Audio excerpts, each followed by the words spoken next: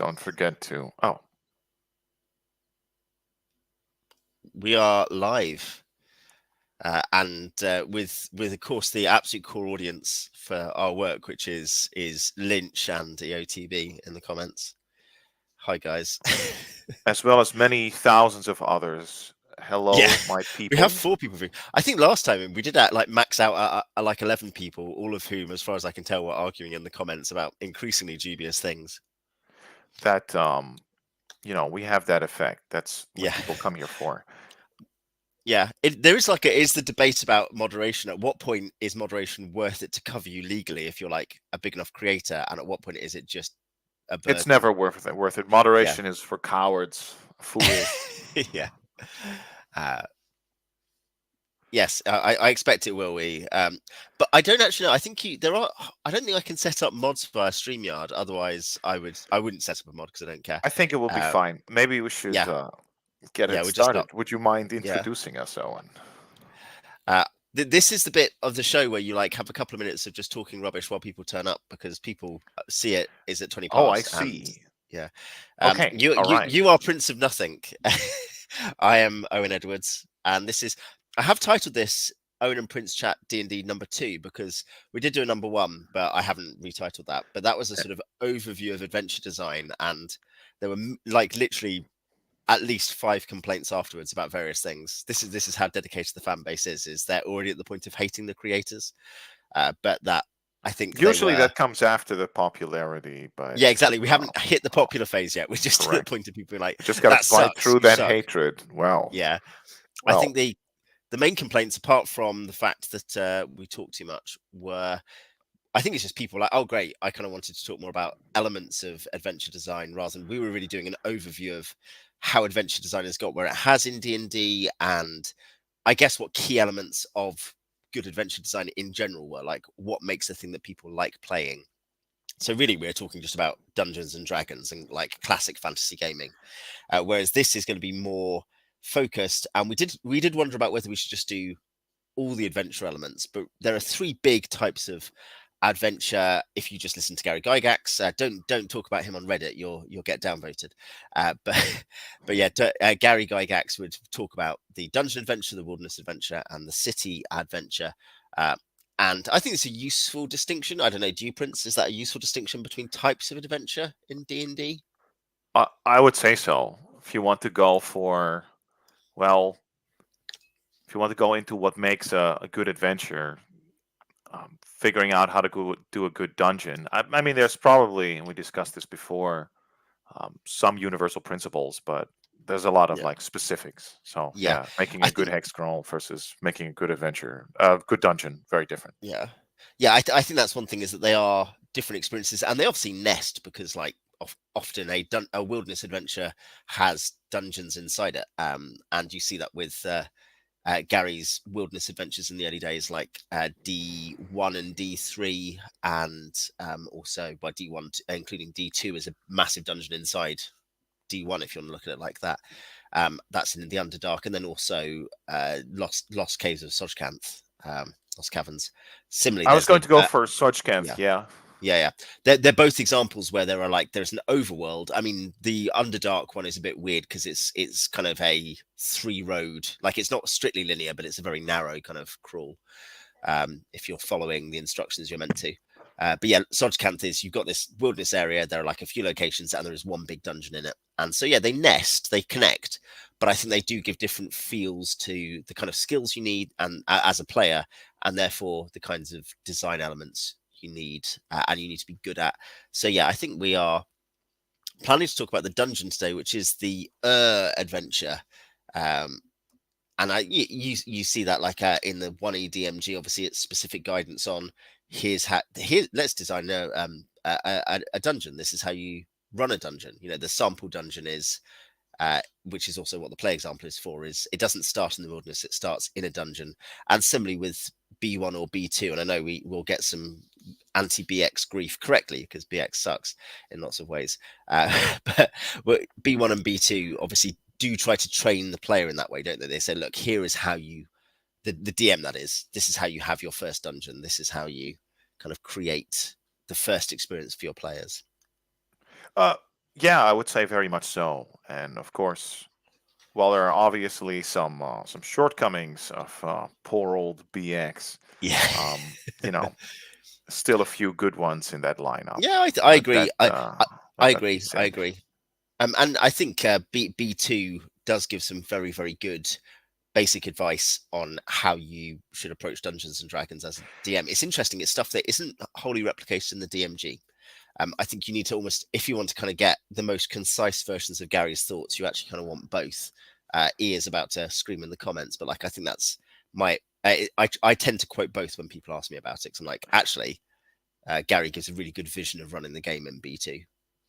Well, yeah, and I mean that's the whole point, right? With these adventures, Yeah. that and you will probably say something about running them, which is also correct, which is obviously Yeah, yeah, better than completely reading fair. a million of them. But the whole, like, sometimes you sort of need to see something in action, right? And Yeah, with adventures like B2, you kind of see like Gary Gygax has a certain vision on the game, and then these modules. This is really like a kind of like that vision kind of made yeah, manifest by the designer of the game, right? So that should be the strongest yeah, case for whether or not, yeah, how the game should be played, I guess, or yeah. at I least as think intended. which this is kind of more of a callback to our last session, and we'll move on in a second because this was part of what we were defending in our last session was that Gary Gygax, particularly of the two creators of the game, Gygax is the one you want to talk about when you talk about actual design rather than like, here's an idea. I won't do any work to make it happen. But Gary did work and he did run the game a lot through up until his death.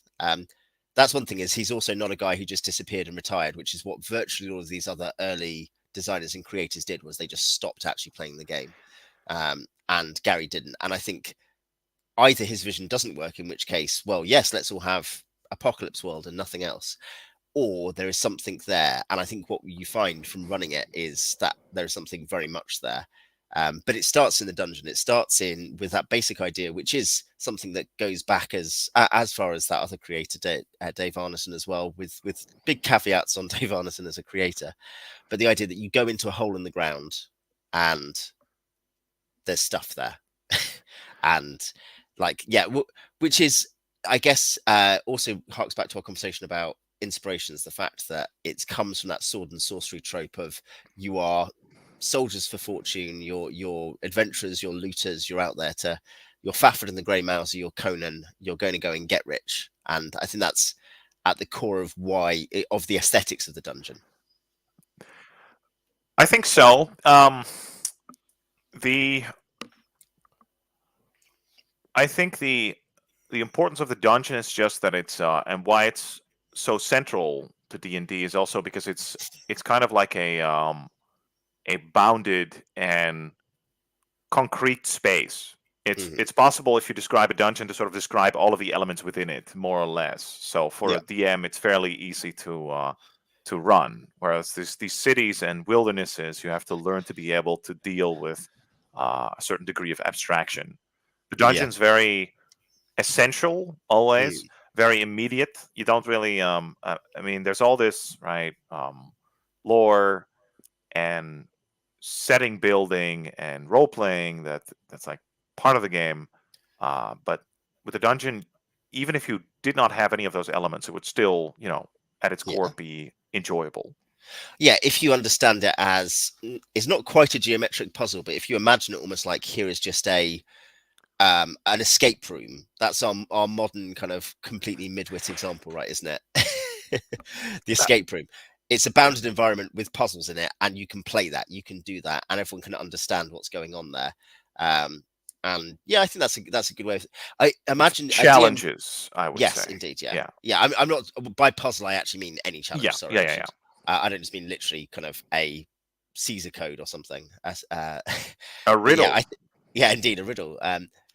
I think there's a an interesting thing you say about the fact that it's describable because I suppose the perfect DM, God Himself, is able to describe the universe perfectly. Yes, you can get all the information, and the perfect players would somehow be able to understand that. But there is a certain concession to reality that it's easier to start with something smaller and simpler. And in the same way that you're like, you don't start off your players with the biggest, most abstract, crazy idea ever. You might have some big ideas early, and it's fun to have fun adventures early. Like Gelwine 4 by Anthony Huso is very good for that. It's a planar adventure for second level characters. But you don't try to blow players away with kind of the biggest, craziest stuff straight away. This is the defense. The only defensive mud core, I think, at some level comes from this, is that you're starting from, look, this is the very basic world that you get to grips with. You get an idea of how it works, and then you progress up. And I think, yeah, again, the dungeon serves that purpose as well. I think it's also very primal. I think the dungeon is also, and I know there are many dungeons. There are, a dungeon can be a palace inhabited by a current human king with his people, and that can be a dungeonish environment. But the dungeon is also very primal. This idea of going into the darkness, seeking your fortune, also, I think, is a very primal adventure trope.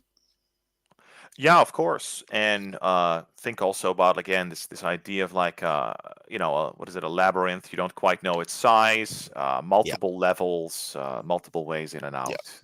Yeah, yeah. absolutely. And yeah, well, I was going to say, your mention of the labyrinth, of course, does remind us of that very primal root and legend, that you have the labyrinth of Minos. You have the idea that there are just paths to the underworld dotted across the landscape. You can just go down into the hillside and end up in Tartarus. I And I always think that, yeah, wonder, is it, go for it. you know, um, does like this idea come first, or Mm, is it more that like the act itself, whatever you set it up, it's just a labyrinth with a bunch of doors and monsters and treasure, and that itself yeah, is like very enjoyable, and then sort of like the mind and the imagination kind of like is going to, you know, be attracted to that yeah. regardless. Yeah, I think that that's something, we talked about this a bit last time, but there is a leap between the Braunstein mega game, which is kind of a more or less traditional war game that then adds in other elements. And then there's a leap from that to, I have 10 levels of a dungeon. You must go down in there, and it is the ruins of Zagig's Castle Greyhawk. And, there's a leap between those two, which is not really. I don't think even the historians of this, like John Peterson, have really, as far as I can tell, really adequately explained it. There's a thing that just happens where um, yeah, so for me, I would see it as the creative impulse kicks in, which is what then inspires the mechanical impulse. And my suspicion there is just thinking, well, Appendix N is a very good clue to that Gary thinks, I read loads of books when I was like 20. Here they are. And this is what has inspired me. I kind of take that at face value. And I think that the mechanical thing is inspired by the creative thing. The basic tool that each person could have a fantasy character, that comes from the Braunsteins and then from Chainmail. But I think the leap to the dungeon is, what kind of things would these characters do when they're not in armies? And I think the answer is they would be like Conan and Fafhrd and the Grey Mouser. I think that that's a reasonable way of looking at it. Yeah, that probably tracks. Yeah, in the beginning there is always the idea, and it's not merely the manipulation of or exploration of like some abstract place with like Yeah. elements. Yeah, I mean, there's a I reason it's think like they're fantastical creatures, right, and not yeah, just numbers. yeah. Yeah, Yeah, for sure. yeah. It is monster number 7. Oh no, not monster Exactly. number No, 7. not monster. Not. But by the way, I do genuinely think if you, for a moment, imagine some sort of like automaton Yeah. person, right, with almost no imagination, I do think that a certain amount of like the game would still hold up, Mm, even if it mm. would be you face monster number 7 and you Yeah, get condition number 3. Oh no, yeah, what does condition number 3 do? Well, you're kept motionless until somebody yeah, applies cure 5, yeah. right? It I, would I still think be I think I think so. In the sense, I something think there there. is a functional game there. I think it Yeah, is important. I'm happy to make the claim that AD&D, well, as in OD&D, AD&D, are functional real games. They're not kind of like, they're not approximations of a game so you can have an experience. They are a game in themselves. But I think I say this as a tabletop wargamer, and actually mostly on the historical side with board games. The nerdiest part of tabletop wargaming, we should be clear, like the bit where you have like tiny bits of cardboard representing your Nazi divisions. Obviously, of which is course. all I, as a Really, man it's the only online, is thing you all I play. play. Yeah, Yeah. yeah, yeah. But yeah, you've got this. It's the nerdiest corner. Be like, oh, there is a thing where there is an overlap of um of the design and the kind of theme, and without one or the other it doesn't work. But one or the other is interesting. The mechanics can be really interesting, so can the theme, but it's the combination that makes it the game you want to play. And I think that's the point for D&D is, yes, there's a game there, but it'd be very weird if you sat down and played versus monster number 7 with condition number 3 that's dealt with by cure 5.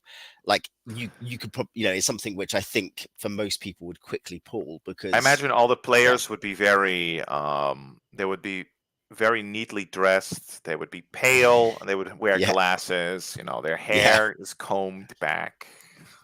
yeah. They'd be playing audits and accountants, and Right. attack. Condition number 3 is actually that you failed your audit due to their incomplete paperwork. As you say, yes. However, I think uh, we did promise to actually. I think that was Yeah, actually a pretty good introduction of like what yeah, I the think so. Yeah, hopefully what the dungeon eh, is actually about. So yeah. instead of a Sorry, we do have. completely Sorry, unstructured, oh, go ahead. Axe. Yeah, I was going to say we It does would actually have be an option axe to who would play. players. Yeah. No, Um, poor our axe our uh, players. We our love Dayglow you, yellow axe play. I played friends. axe for years. So I like Yeah, axe. yeah. Gritsy does say part of the thing is, I think the point is, if you had this pattern game of only these rules that fit into a really good pattern, players would immediately tell you what the story was about, is what would actually Oh happen. yeah, yeah. And the You would proof of find that it is that anyway. that's what children do. My children do that. Like, you know. Okay, our first topic was. I did admit to Prince before this. I've been ill this week, and I was like, oh, I'll probably create like a PowerPoint, and we'll have like a picture-in-picture so that we can see the list of topics. And then today I just didn't do that because I didn't want to, because I felt awful. So we don't have any aids. But the first thing is hooks. What makes a good hook? What we're talking about? We're talking here about the hook to get you to go to the dungeon, or that makes you care about the dungeon. Why does it matter? Why can't you just tell players we're just doing that, or can you do Well, that? um, you you can do that, but again, it's like Mr. Gruzzi just said. Uh, you know, we want those patterns, right? We like a little Yeah, bit of like eh, we like a little bit of like immersion. We like to have an in-game reason to go there. We can even give a pretty good in-game reason, right? yeah, What is it? The oldest hook, right? Oh, it's full of treasure and monsters, right? But yeah, sometimes people want a little bit more refinement, right? You want a little bit more. Oh, okay. This is, it's tied into something going on in the region. yeah. I think that one thing Correct. is, yeah, Lynch. One thing is, it's also about the fact that we are talking about the campaign for you and I. Ideally, and for lots of people who would love to really get into D&D, you're not just talking about like, oh, well, for 6 weeks we're going to play a game. In that case, at some level, most players really are happy for you to just say, you're at this dungeon. This is what we're doing.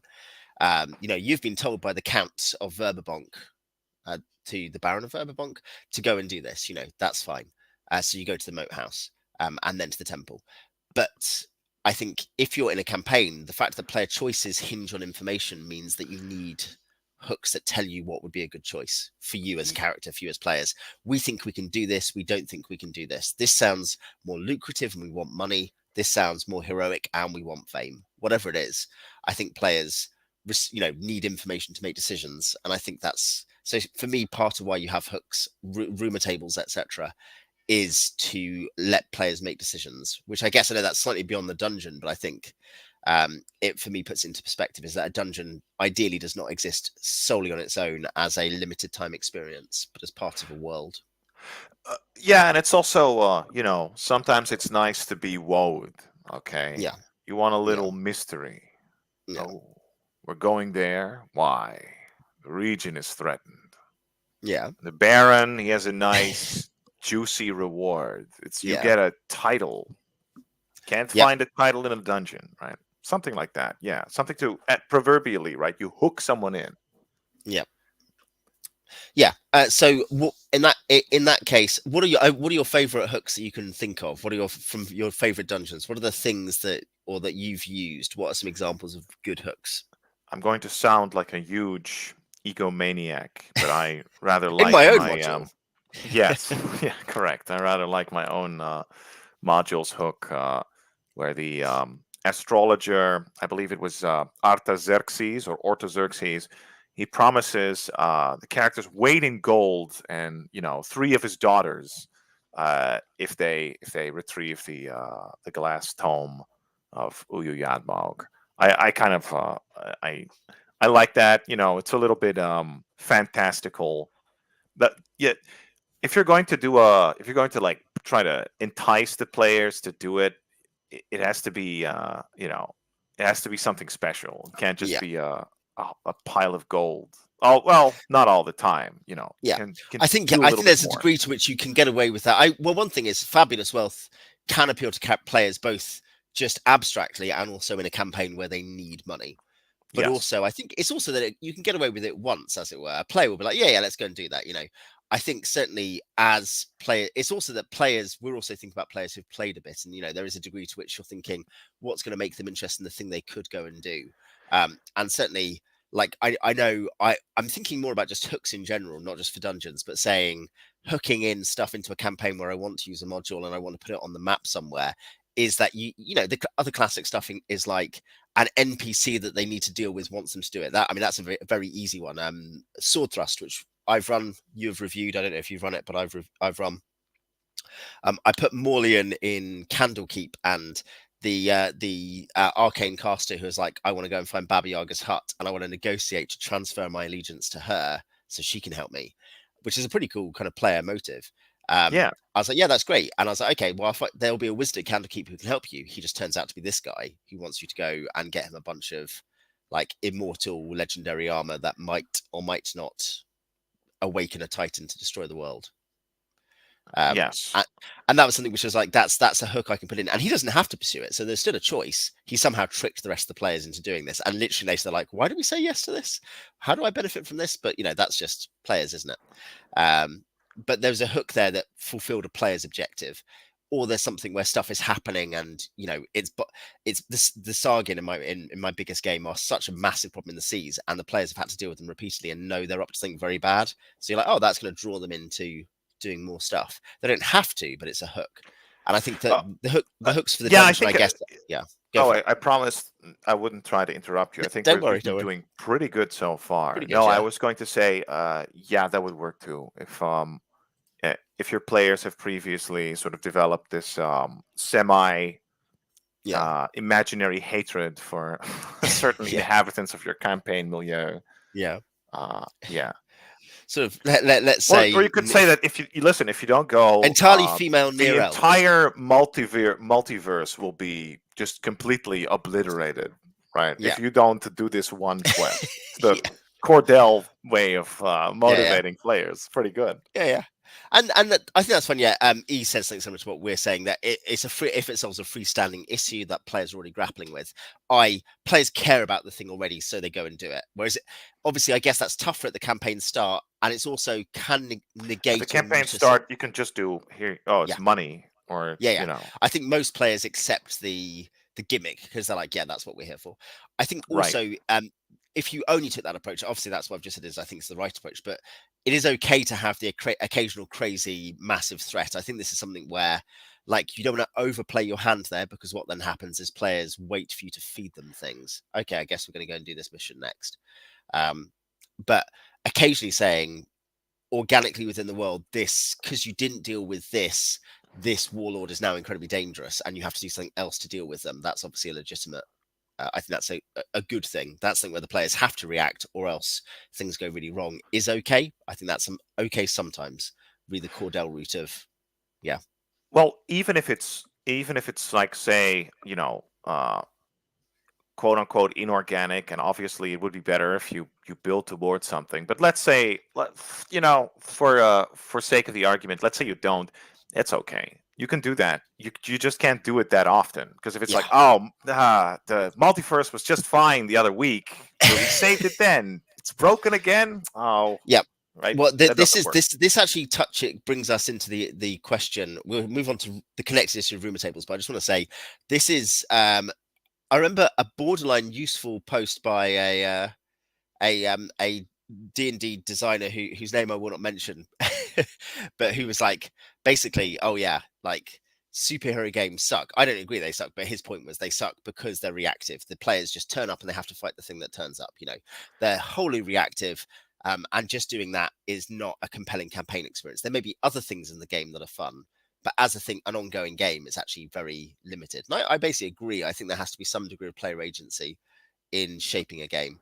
And I think, yeah, if you're always, and literally the problem with Marvel or whatever else, ultimately, is not that superheroes are bad or that you can't tell good stories to them or anything like that, but that essentially over a long run, there are only so many multiverse ending threats, which you can.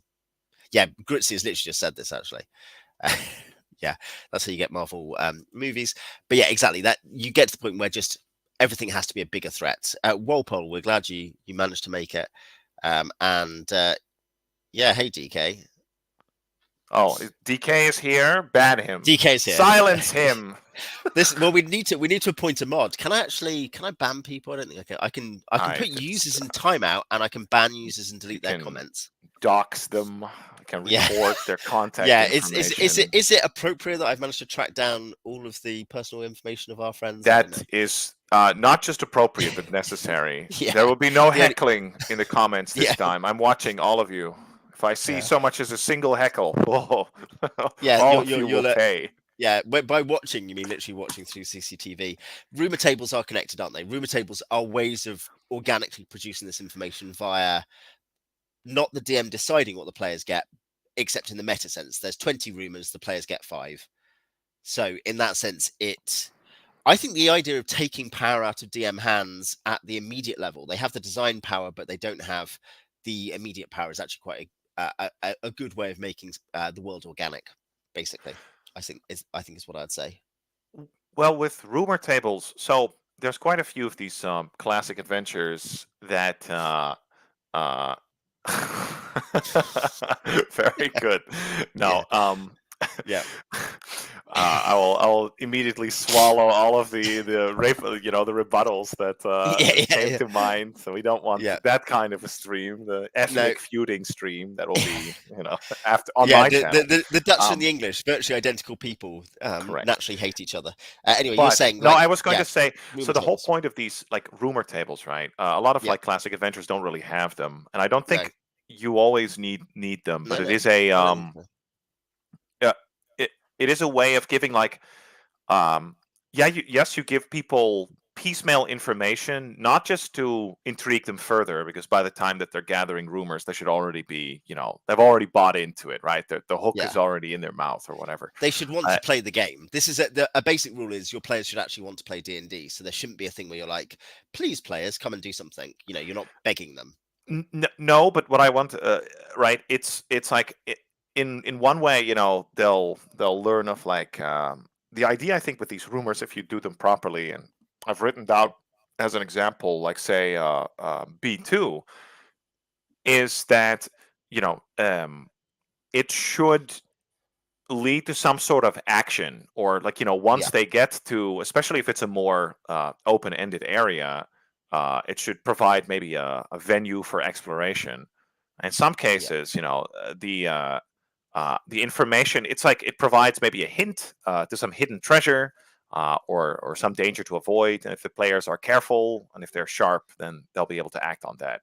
And you yeah, always I think we talked about that before in the previous stream, is you put a few false rumors in there, not just yeah. because of course they're rumors, but to keep that uncertainty going, so that Mm. people, it's not always true. They understand that they're acting on partial Yeah, I information. guess it encourages hopefully a sensible caution that your players don't just go like, oh well, that's going to be the case, so we'll go and do that. They instead say, how do we confirm that? How do we explore the place carefully? Is it likely that there is a nymph who will grant our wishes if we go there? Do we think that's likely? Um, yeah, so no, I think that the rumor table in that sense is obviously we're just talking about it as a subset of the hook that it gives players reasons to go. I think also, like I say, I think it gives an organic way for players to get involved in stuff. I think it's interesting, as you say, that many of Gary's modules don't have them as a key example, because some of them are tournament modules that he's then dressed up. And in some cases where they're not initially tournament modules, he's used them organically in his game, but he's just like, hey, here's a module, use it how you want. Yeah, I don't think they're strictly necessary in all cases, Yeah, but in yeah, it can be good, right? yeah. I would say it's almost indispensable for a whole campaign thing. That sounds like a radical statement, but and it's not necessarily necessary for the dungeon itself. But I think by that I mean there needs to be an organic source of information players can access. DK, I think you're right. Yeah, false rumors very often are still leading you somewhere. A false rumor that doesn't lead the players anywhere is probably just not a useful thing on your table. It's a show off from your part that not everything is true. But I think the idea that, if let's take the example of the nymph who grants wishes, let's say that's a false rumor and it's something awful. Well, yeah, still your players go somewhere and they will discover something and there will be some treasure there probably and they will have an opportunity. Or it could be that it's something else that's good. It could be that something else that's useful. But yeah, I agree. False rumors shouldn't be dead ends; they should be opportunities.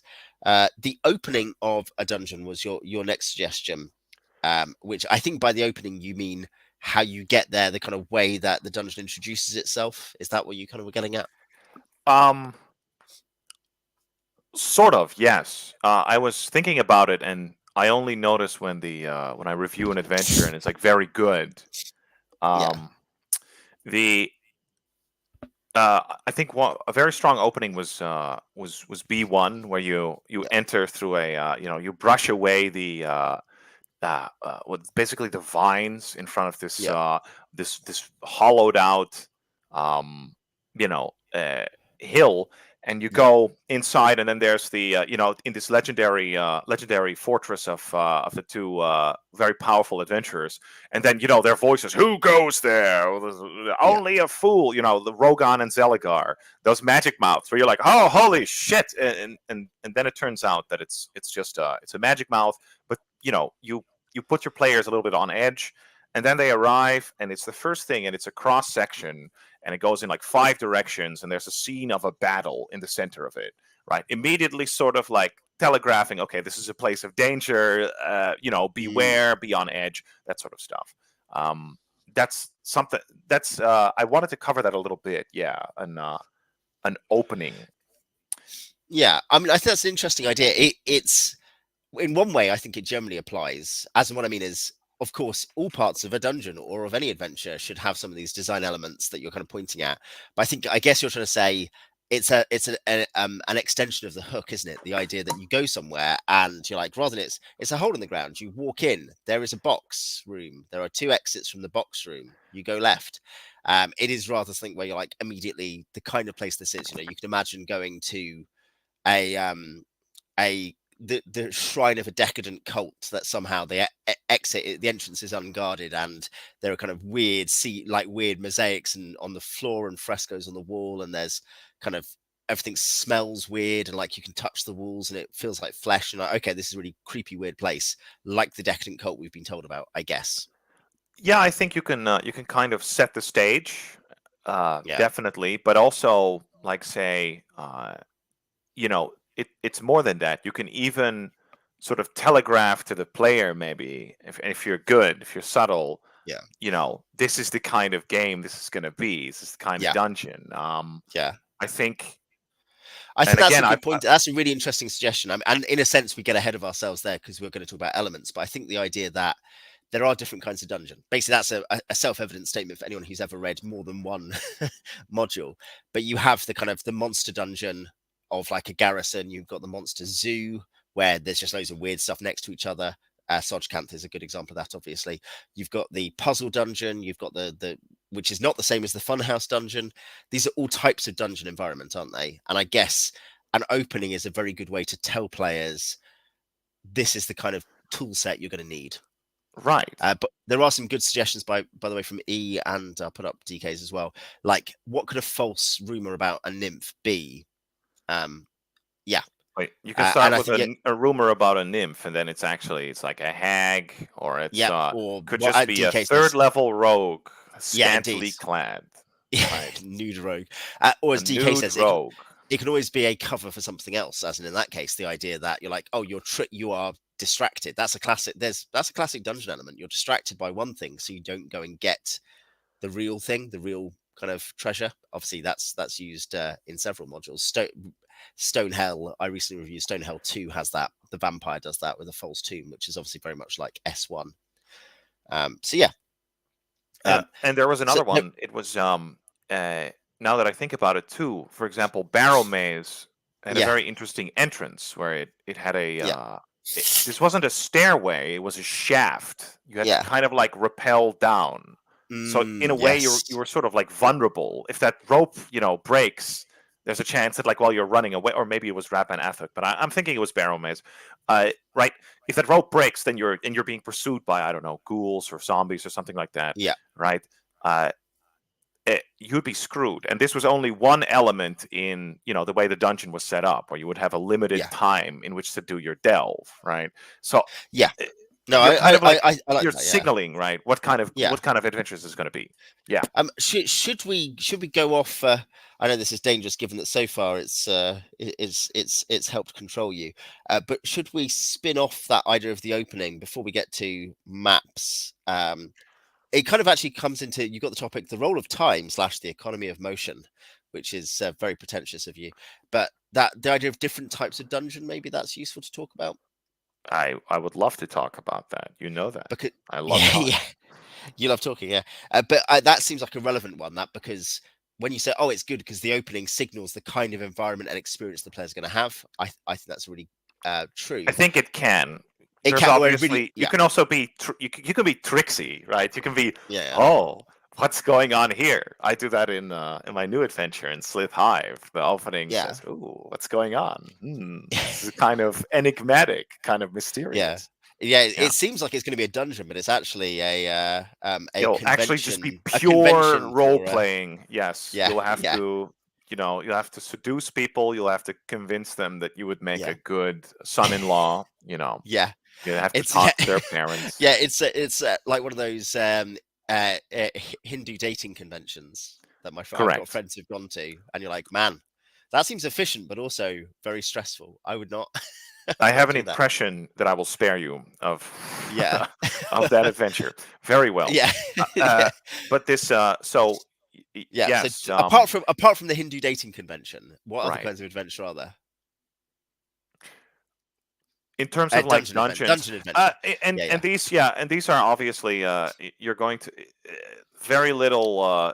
These are just like sort of like general categories, right? Very few dungeons just do one thing and one thing only. But like in general, yeah, in a funhouse dungeon. This will tie into like a bunch of topics that we'll discuss later on, but kind of in a funhouse dungeon, what you generally see, and this is kind of and I don't mean this in a disparaging way because there's several funhouse dungeons that are, you know, quite entertaining. yeah. But Oh, you just no doubt. focus on individual encounters, right? Yes. Without any regard for any sort of maybe internal consistency or even logic, right? It's all, a wizard made it this way. It's a fun challenge or a puzzle, but it doesn't necessarily have any sort of like, Yeah. uh, you know, I do think a verisimilitude to it. really good example of that. By that, I mean almost one of the prime examples of a dungeon doing that in a way that becomes coherent and actually begins to make the players start thinking about stuff. Is Sword Thrust is the Tyson's Crown, the Roll Aids adventure I mentioned earlier, which you've I obviously do know reviewed. it. Yes. Yeah, I know you reviewed it. Yeah, but I think that's a really good example where the funhouse element becomes part of the mystery. Why is all this stuff here? I think Yeah, that's so it the best kind of funhouse dungeon can transcends the transcend fact it. that Yeah, there's no yeah, point to it, right? yeah, That actually yeah, all yeah. of it actually there is a deeper mystery to it. That's kind of the Yeah, yeah, I know, the and I opposite. think and I think obviously there are hints of that with something like Tomb of Horrors, but it's Tomb of Horrors is not about that. So there are tiny hints of maybe there's something else going on. Isn't that interesting? But it doesn't really matter. It's just solve puzzles, get to the end, you know. Uh, and Yeah, probably something like White Plume Mountain, or to the degree that Lost Shrine of Tomorrow-chan is also a bit of a fun house. They are much more like that because they're just like, uh, yeah, I think Tomb of Horrors and there was one other one that you mentioned. Oh yeah, White Plume Mountain. Well, there's a reason they're like the same series, right? It should yeah, yeah, probably be uh, made clear that these would be specials, right? They're in yeah, the S series, the special yeah, series. It was kind of, these would often be also tournament modules, but the yeah, implied reasoning behind it too is that this is not maybe the standard format that you need to do.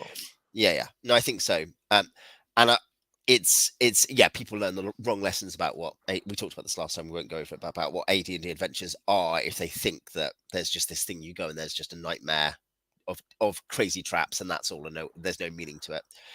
Yeah. So there's the funhouse dungeon. I think the puzzle dungeon is different to that. Would you agree? I feel like the puzzle dungeon is something which emphasizes logic and non-combat solutions. It's not about weird set pieces and weird puzzles. It's about a coherent puzzle I environment. I would that yeah, or what is it? I think I would say Tomb of Horrors. I would never describe it as a funhouse dungeon, right? Yeah. It that to me is like the ultimate kind of like puzzle, right? Because Yeah. Puzzle it dungeon. Yeah. has no. You wanted to. You mentioned this economy of motion. I'm sure we'll get to it later, but Yeah. it doesn't really have that. You Yeah. can delve at your own speed, right? Yeah. It it really just is a sort of a a brick wall or like a bomb that you have to defuse, and if you make a mistake, then you'll pay. But you can do it at your own rate, right? Yeah. I know. I think that's an interesting idea. The idea that the puzzle dungeon isn't defined by, but could almost be defined by the pressure being on skill decisions, not on kind of I guess, yeah, attempting to manage time and resources. It's more Well, about how do you solve the specific puzzle rather than how do you solve the problem of there's monsters, there's light, there's all this stuff. Yeah, I think that's not that's there's not many other. One thing is there's not many other top tier puzzle dungeons. I have like I can think of I've written one ever, which is basically me. I had a kind of annoying pixies doing illusions kind of dungeon. And then you've got to work out how to regularly spot illusions and how to track them. And I think I would write it differently now. But I'm not sure if I've ever written another thing which I'd say is like a real puzzle dungeon where just yeah, it's not like Mist. I haven't written Mist basically is what I'm saying. oh, I mean, hopefully there are still plenty of combat encounters, right? But Yeah, I can think of a few, right? Besides Tomb of Horrors, you had the what is it? The Tomb of the Mud Sorcerer was actually yeah, Mud Sorcerer's Tomb, I think it was called, was actually quite good, um, and did also have that. Yeah, I think the still calling it a funhouse dungeon doesn't quite seem right, yeah, but the point is what I'm trying to get at is that this would not be designed as any sort of like space that's inhabited by the by an organized opponent. You would not yeah, have habitation. This really would be a series of like set piece encounters and yeah, puzzles to get through to the end in a yeah. more or less linear Do fashion. you know Obviously you it's don't have to, like a but lot of early to mid noughties third gen console platformers. You know what I mean? Like as in like the Xbox 360, PS2, PS3 kind of platformers where even more dramatic because like they're 3D environments and there's often like a fetch quest element. Like it's not Prince of Persia, maybe not so much, but stuff like Cameo or whatever, or uh yeah, Little Big Planets, things like that. Like that, there's a sense maybe where the puzzle dungeon and the funhouse dungeon, though they're slightly different, I think, in terms of the feel. The funhouse dungeon is intentionally weirder and dumber, probably. You know, just like here's a crazy thing. But it, there's a sense in which they are platformers for players to kind of work their way through rather than a living environment. oh yeah, I would agree. Yeah, yeah. No, I think that, and then I guess you've got in terms of inhabited places, I feel like you've got a few major types of inhabited dungeon. You've got the, let's say, the monster headquarters. You've got It's called the a monster. Monster Hotel, I No, think. no, that no. I'm not talking Or about that. So the oh, monster you're talking HQ. an Yeah, actual. like Okay, a layer. Yeah, the monster layer, the monster right. hotel, or monster zoo. I guess you also have stuff which is more like the inhabited ruins kind of environment, where like Stonehell is not a bad example of that actually in terms of stuff I've recently read. But like the idea that you've got lots of factions and lots of groups of people hanging out in this large rambling whatever environment. So there's a few major types of and I guess you also have the sort of one big bad layer, like not there's loads of gnolls here, but there is like a big bad with some servants. Those are maybe four types of. I'm not sure if we can if it's even like I recognize like say the S4, right? It's a Monster Hotel. Right? Yeah, yeah, You've got a cavern. There's, I don't know, whatever, 23 sturges in room one. Then there's cave crickets, room two, and so on and so forth, right? And they all, yeah, and this is again, Gygax does give them a little bit of they interact a little bit, but really, this feels like that's not the main point. This is not meant, again, not meant to be uh, a plausible, complex payload environment. almost. More just, Yeah, yeah, it's something that you battle your way through.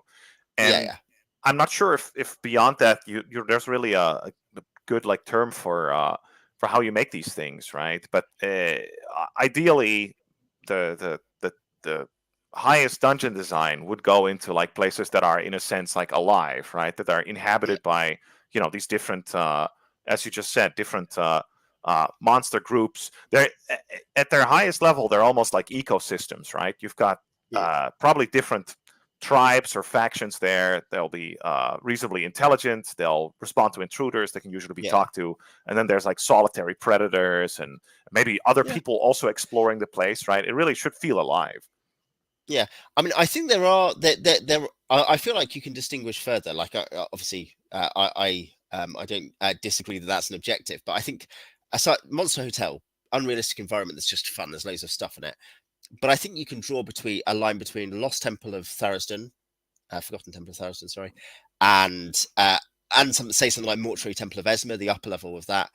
You can draw a line between that and a stone hellish environment or whatever. By that I mean there is a difference between the organized, essentially the giants modules are base assaults. I think a base assault is a particular kind of dungeon adventure where there is usually a single organized foe or main organized foe that you're up against, Yeah, whereas there might probably be others like that's probably going to manifest itself differently then, right? Because if you play, then it's going to be, maybe you'll skulk, but if it's a single foe, it's probably going to be one long, drawn out, pitched battle yeah, after your discovery, right? yeah, So yeah, yeah, yeah. Yeah, no, I mean, yes, I'm just observing. I think you can distinguish between those.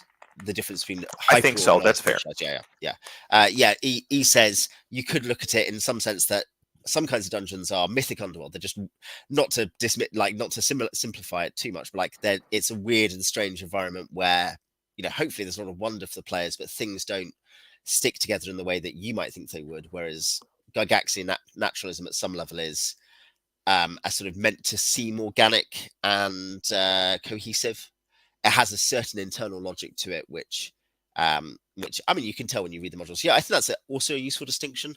I don't think it necessarily sums up all the types of experience the player's going to have, but I think it does sum up the environmental feel. Like, how far are you asking your players to believe in the environment, and how far are you asking them to submit to strangeness, to submit to uh, the difference between the above world and the below world.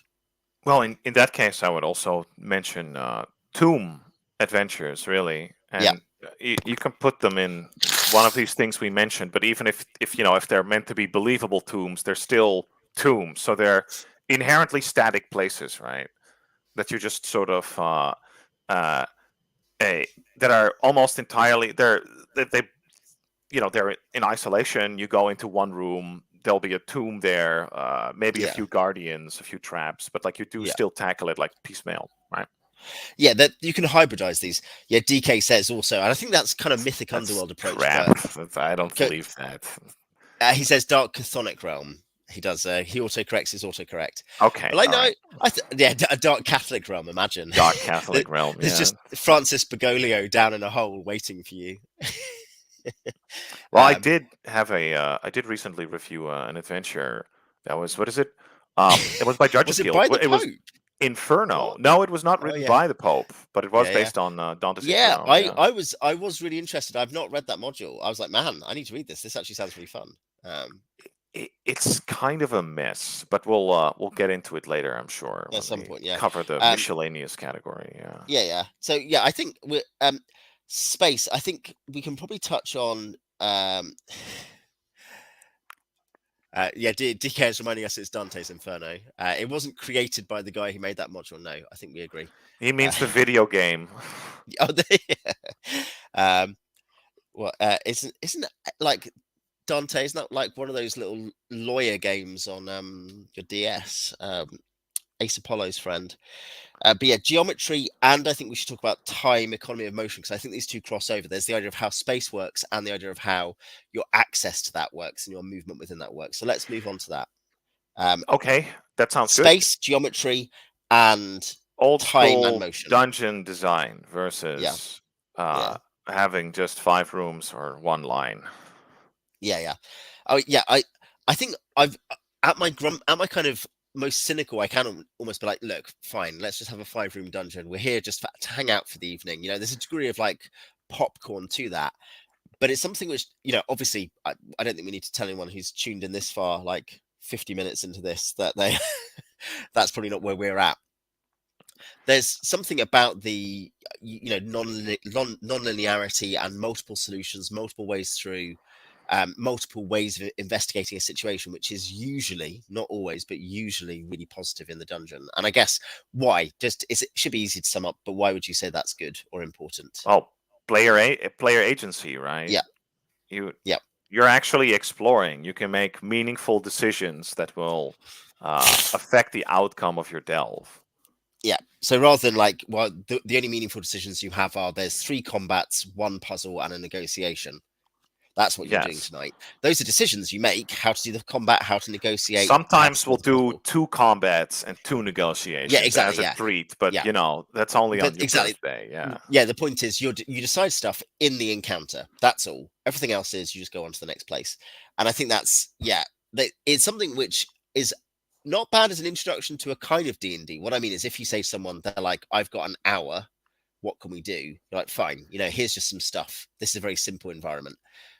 But the real meat of if you're going to have these kind of complex underground environments, or building environments, let's say built environments, cavern environments, whatever they are, enclosed, then actually how much of that is going to be, you give the players so many more ways to solve the problem if they can avoid a problem, if they can move another way, if they can retreat back and talk to some people who are off in a side cavern that they had talked to before, if they can hide somewhere, like it that they are able to, it's sustainable. That's one thing, is the 5 room dungeon is inherently not sustainable, which sounds like a weird thing, because I think the boast is it's very sustainable. You can have a 5 room dungeon every week, but it's not sustainable as its own game. It's just a sort of way of passing the time. Whereas the dungeon, which has options, is obviously sustainable on its own terms. It's a sort Players will, of Potemkin Village yeah, handheld console yeah, port meant yeah, to tide you over yeah, when, in between actual sessions of Dungeons and Dragons, right? yeah, Having a it's you kind of have to, I guess, see it when you run it, right? But having like yeah, a good dungeon map with where people always have like multiple ways to explore, it's they don't get bored, they don't get frustrated, right? yeah, Because there's always like maybe we can try that side passage. There's also this sense of like maybe uncertainty as well, of a certain scale, and you don't get that even if you put 20 rooms in a line, right? yeah. Oh So yeah, yes, and I think also that connects to the wider campaign, as in, if you can, and there's some controversy on this point, but if you're like, this is something where we just are not strong enough to do this, or we've delved too deep, they've delved too deep, we need to either go and explore some other places on this level, or we need to go back and do something. We need to lick our wounds, get some more henchmen, come back, or we need to go and seek aid elsewhere or experience elsewhere. but I think that's that's a yeah, great. yeah, If you've ever have you ever, I mean, of course you have, right? If you've ever had an encounter where you stumble onto something without preparation and yeah, yeah, you get minced, right? yeah, yeah, But then you manage to make a hasty retreat, and you return with, as you say, more henchmen and maybe a month's the town's month's supply of burning oil yeah, to yeah. uh to get revenge. That's cool. That's a I was going to feature. say, I recently, a couple of months ago, and Lord Lawless was in this game actually, if he's still on the stream. But I recently had an example with a blood ooze who absolutely, like, they killed this the cleric, a cleric with the party. Everyone else fled, dragging the unconscious body of one of their friends like up the via a rope, more or less hanging him as they dragged him up the ladder. And then they went and got quicklime because they were talking, and the players were like, "What do we do?" And they went and got quicklime and dropped it onto this moist creature, thereby causing like an enormous chemical reaction. And I was like, "Yeah, that's clever. You've thought about it, and you've gone and you've used your allies, you've used your options. You haven't either given up or assumed the solution is, why don't we go back and just fight it again and stand in line and fight it? It was like, what is the solution to this problem? Because we lost." And Right. yeah. Grits does say also the more open the environment, the more combinations there are. You can drag monsters into the trap room, which is, though I guess you can do that with a 5-room dungeon, it obviously becomes much easier to have complex interactions in a complex Let's environment. yes, right. And even uh, or yeah, if you want to make an ambush, or if you want to ambush a group of monsters, right? Suddenly, all these venues kind of open up if you have a nice, rich, Yeah. complex map. Yeah, I agree. So, and this connects to you mentioned. I was going to say one thing you mentioned. Oh, verticality, secret doors. Of course, two important things there is AD&D designs for this because it gives demi-humans the ability to detect things that humans find harder to detect. So there is a reason. One of the most regular things you get on, even on sensible AD&D fora, is people being like, level limits suck, don't they? And we're not going to go into that here. But one thing is, you're like, no, the point is there's meant to be something where at low levels where you don't have other options, you do have these like weird magic humans, dwarves and elves particularly, who are good at helping you map the environment and understand the dangers of the environment. Which at higher levels, you should just either have the magic to do or know what you're doing, Whereas at lower levels, demi-humans help do that, but they have a cap on them. And I think that's something which obviously is designed into the basis of OD&D and AD&D is demi-humans being able to give you a way of breaking the map, of understanding the map better. There's a secret door there.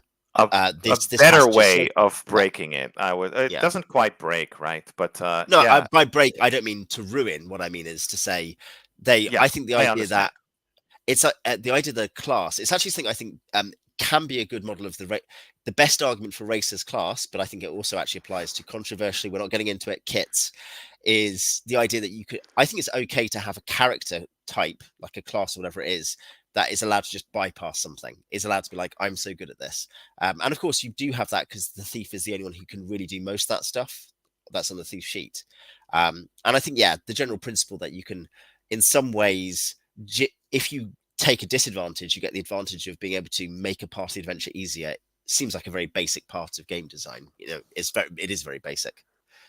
I'm not going to countenance or greenlight any sort of kit use in any game, but I do agree that, I like, mean, say, I hear that the thief really deep down is just a type of kit, isn't it? If you it's speak to just some of your a kit of an even shittier class with an even lower exactly, hit yeah, dice. That's right. yeah, exactly. Why did they? Why do they even need to add Greyhawk? We do have a friend, don't we, who occasionally says stuff like he definitely doesn't believe this, because like nothing after 1977 is worth buying. It was all fake, which Oh includes the no, DMG. Yeah, like yeah, of course. uh, All right. yeah. No, but I was going to say with these. I'd say he does say that one thing about the uh, yeah, where you have multiple entrances and multiple routes. One thing is it also creates uncertainty in a positive sense. You're not at the start of the dungeon heading to the end. You are perhaps getting a bypass, or perhaps you're heading into a planar portal. Like it creates uncertainty. Oh yeah, certainly. And part of that too, I just want to kind of like mention it is like also the use of like whatever multiple entrances into the dungeon is also pretty sweet. And with Uh, these secret doors, at higher levels, I think ultimately you get, what is it, a true sight that'll allow you to yeah, get to find almost yeah. all of them, and you have the wand of secret door detection, right? But Yeah, I and similarly, yeah, lots of things like that. Treasure, also wand of treasure detection, things like that will take you in the same direction. I No DK. This is a 3 little books only where are you? stream, Where are you and on? we The yeah with these secret doors, right? Where secret are doors. you on I'm pro secret placement? doors. No, I don't. Placement. This is not a. They are good. If you don't Yeah, put any, if you never use secret doors, stop playing D&D. I Okay, think play something else. there is a reason to be skeptical of gating large amounts of what you've put behind something which in the standard mechanical environment relies highly on chance. That's not to say you can't do a bit of that, but I think there's a danger there.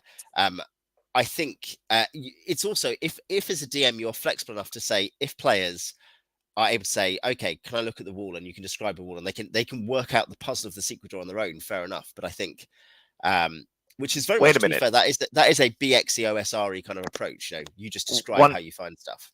But I No, think I mean, so so go for it. I do like the idea of like again that there's just a that there is an uncertainty in finding secret doors, but I mean Yeah, it more in the sense that probably shouldn't just be. It's not quite random chance, right? Because you yeah, shouldn't go.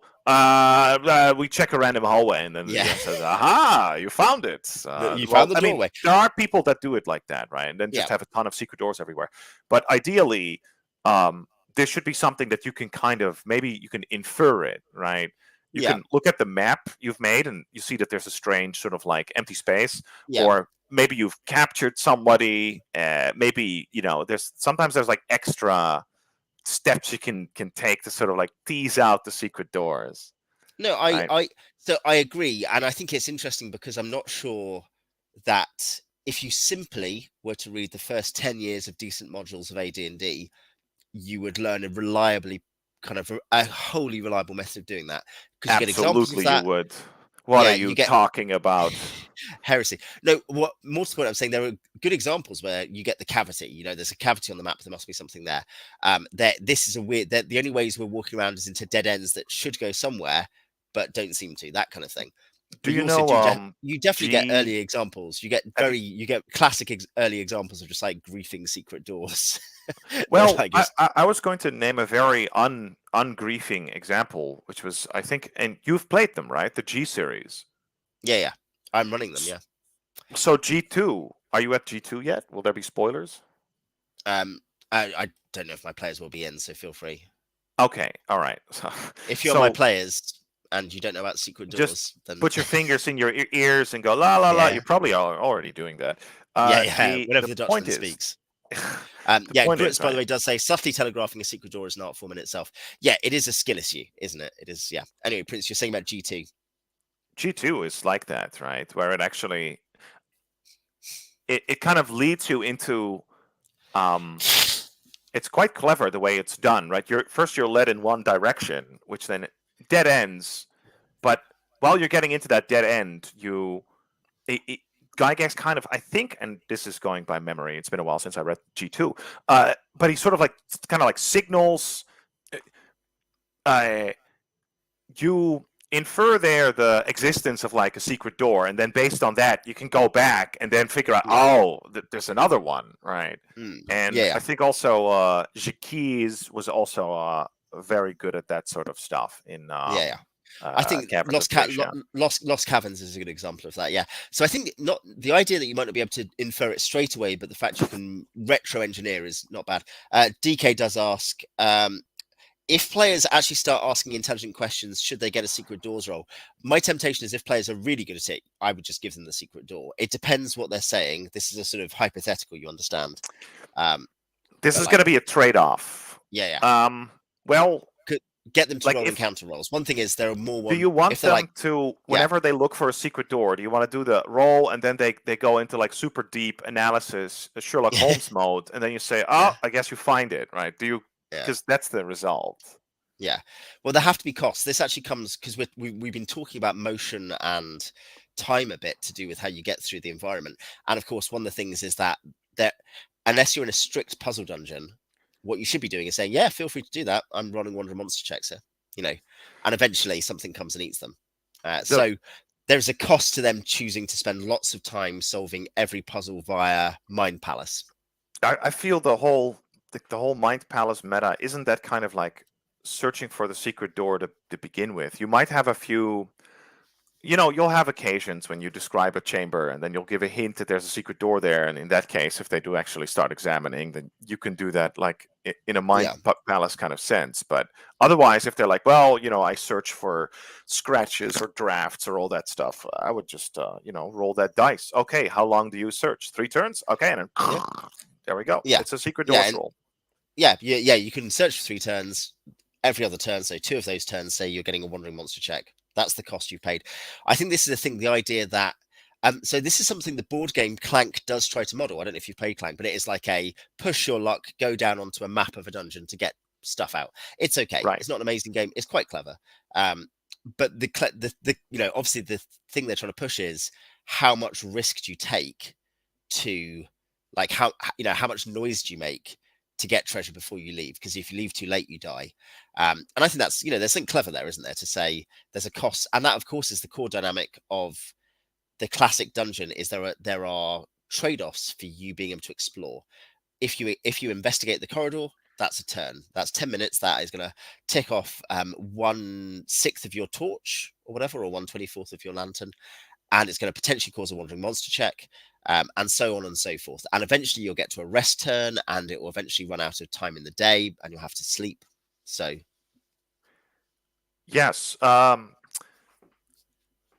It's something that is absolutely necessary, I think, for the health of the game. Once again, there are these exceptions, like Tomb of Horrors. You can do that. yeah, Like, you have to pixel bitch. You have to go. No, I search everything. I 10-foot pole my way through the dungeon, right? yeah. But There is a it's great, kind of sorry, like for the pause. There is a great ASE trap. Are you familiar with this one? I've had this has happened to one of my players. Is a visible pressure plate 10 feet in front of them, which obviously drops, like, so my player's like, there's a pressure plate. Okay, I'm tapping with 10-foot pole. There seems to be a pressure plate. I press on the pressure plate, and they drop into a cage 10 foot back from the trap, from the pressure plate. excellent. Yes. You can only do that once. This is actually the Tomb of Horrors point, though. You can do that once, otherwise it's annoying.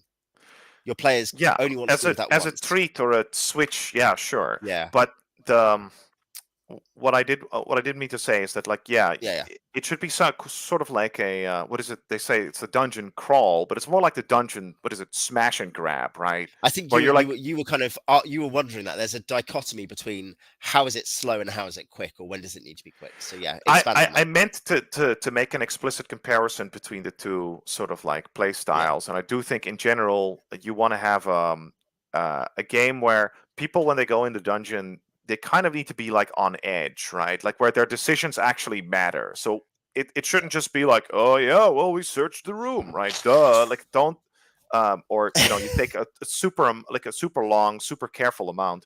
No, it should really be a game of like measured risk.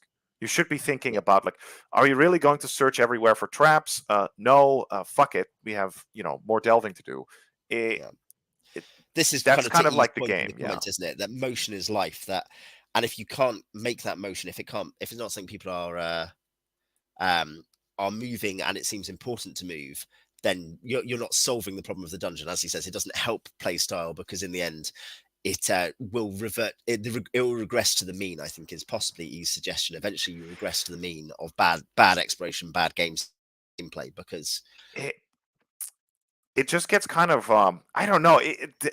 Once you've had the one, it's hard to go. I mean, I'm playing Labyrinth of Madness right now, right? And Labyrinth of Madness doesn't have random encounters, so you can play it as carefully as you want. yeah, The trade off is that it is quite deadly, and there yeah, are intelligent opponents, so you're yeah, never quite safe. But the way they tackle that is people will discuss a lot more, people will prepare a lot more, that sort of stuff. Versus, you go in the dungeon and then, like, you're on. You have to keep going.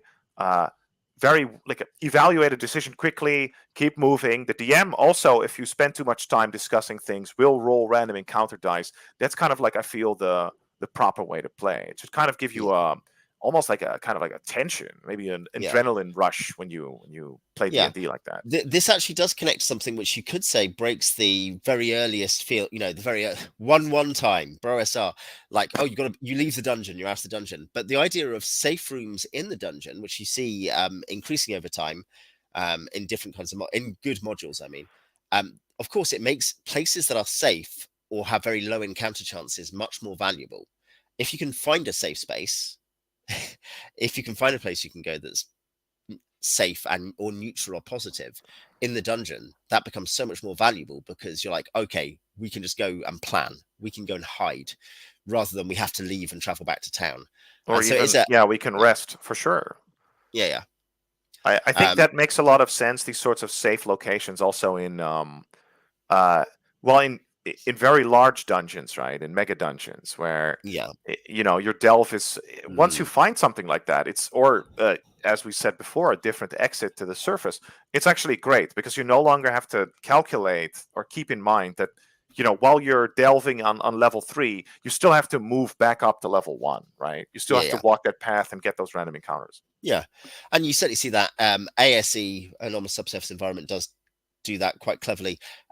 You actually see we know it was a feature of Greyhawk, Castle Greyhawk, but the final proof of it is that in the upper works of Castle Zagig, or whatever it's called, Castle Zagig, Castles of Geek is accurate, yeah. Castle Igsburg was the knockoff name. Sorry, Castle Igsburg. That is actually the case. There are a bunch of entrances into the lower parts of the dungeon, and that's but as you say, you discover them and you take risks. You already made this point. Maybe it's a too dangerous entrance. Yeah, I think so, and I think uh, yeah. So no, I think that's a good point. I just see got a comment from DK here. What do guys think of players taking over sections of the dungeon? My players want to use the guardhouse in Stone Hell as a safe zone. I think I'll refer you to E's comment. Is it a mythic underworld or is it Gygaxian natural? Because if it's a mythic underworld, there is probably a strong push or pull for being impossible to colonize. It is an alien realm. I probably go the other route generally. If your players have like 20 hirelings or whatever it is, whatever they need, and they can trap it and they're going to make it good and they kind of ally with the dwarves next door or something like that, then go for it. The kobolds at Kobold Corners or something. If they're like, oh, could you protect us from underneath? I would say, yeah, players should go for it. I don't know what you think, Prince, but This is one I think where it's like situational. I would like at the because it's also like it's the gatehouse in front of the dungeon, right? yes, it's above ground. It's not It's level 3 of the it's level dungeon. it's level zero. It's level zero Yeah. in this Otherwise, case. well, there's probably ways to do this, but otherwise you could probably once it's cleared, it shouldn't immediately be re-inhabited unless, Yeah, as you say, it's like yeah, you're walking into mega hell, um, yeah, right? But over time, obviously, there would be creatures yeah, migrating into that area, or even if I mean, I would probably play it so that like if you are in a fixed location in the dungeon and you keep beating up the guys 1 or 2 levels down and you're always retreating to the same place, then well, at some point they're going to they find you. probably won't have the same problem with attacking you if you're in the same dungeon as they have when you're in Yeah, town. yeah. So it's how Of course, safe it's is it? something that you do see in terms of as a hand wave mechanic. You see Gary do this. This is different to what TK is asking, but Gary Gygax does this in the G series. Like, there is a cave nearby. It will never be discovered. Is that? And you can just tell he's just like, look, I don't care. Here's a dungeon. Do what you want with it. But obviously, the tournament style is you don't have to worry about that side of the game. Your job is to just get into the dungeon and do what you can. But of course, that comes into our next discussion, which is an extension of the issue of the role of time and the economy of motion, encounters and the order of battle, which I think are connected. So we'll keep them together, I think. Because, of course, this is something which many good dungeons tend to be reactive to player interference. If you go in there, it won't be that next time that zone is clear, there might be restocking, there might not be. But certainly, if you attacked the goblins the first time, the goblins will be more ready the next time. I think so. Yeah, that's something to strive for. That doesn't mean that it's 100. If it doesn't make sense, right? If you're Yeah. attacking a, a dungeon of like filled with undead or Yeah. mindless vermin and that sort of stuff, Yeah. then maybe not. But it's an interesting element to use for sure. If, for instance, you were like going to Rotterdam, there'd be no reaction from the locals, no matter how There many would times you raided only it. spitting, obviously Yeah. hissing, Yeah. lighters are thrown at you. Yeah, yeah. But then the Yeah. second time you come, yeah, of course. Yeah. You have a bag of cannabis that you throw behind you when you're pursued, and then they Yeah. stop. Yeah. Yeah. The classic adventuring tricks. Um, That's right. yeah, Yeah. I think so. Encounters. We've talked about things. We've already touched on some of this without detail. You talked about it as a cost. Encounter checks are a cost as well as potentially an advantage. I do um, tell my players, I remind them, not all encounters are negative, but obviously most encounters are dangerous. That's the key thing, is that they are a I danger. They could be good. You could meet a someone who's really helpful, but probably it's just some griffins and they're going to kill you. So that it's a cost. But there are other questions about encounters too. You mentioned, is it combat? Is it organized? Is it isolated? Is it negotiation rather than combat? I Should think How can you we tackle need the to same begin. encounter? We Yeah, need to begin. We need to boil it down where yeah, the modern new school style of only having combat encounters is kind of like that's something to avoid, right? That's wrong. yeah, Um, we'll do the I think the organized one. That's like the order of battle stuff that like you wanted to discuss. We'll get into that. I would say with these encounters, uh, you're right. The the default is that they are hostile, but there's a few elaborations on yeah. that, right? Absolutely. Yeah, Where you sometimes you can maybe you can negotiate, maybe you can even ally, and yeah, on occasion, also very important, I think, is that if they're hostile, um, it shouldn't always be the case that oh, well, this is calibrated for your level five yeah, to seven, you should be able to do it. yeah, Like sometimes no, there's shit out of luck, right? Then the yeah, the the trick is not to have a stand up fight, but to maybe you can use, yeah, as DK said before, right, the level geometry yeah. to screw them up. There are mechanics that are meant to help that. Encounter distance is the most obvious one. So reaction checks. We should touch on that. I'd add though, like I as I say, mostly I think there should be a default because encounters are costs. You can't have it be that 90% of them are really kind of gentle or positive. But I think essentially you've got your like Please, we should discuss one heresy that is yeah, discussed in the OSR, and they say combat is a failure state. What are you talking about? yeah. I think I find it a really interesting perspective, and I say that partly because I sometimes use some of that language myself. What I mean is, combat is war is actually quite a helpful thing to think about. The Yes. idea that it's a serious business, it's dangerous, you may not want to get into combat. I think that's the OSR. If you want to use the most generic way of putting it possible, the OSR is right about that.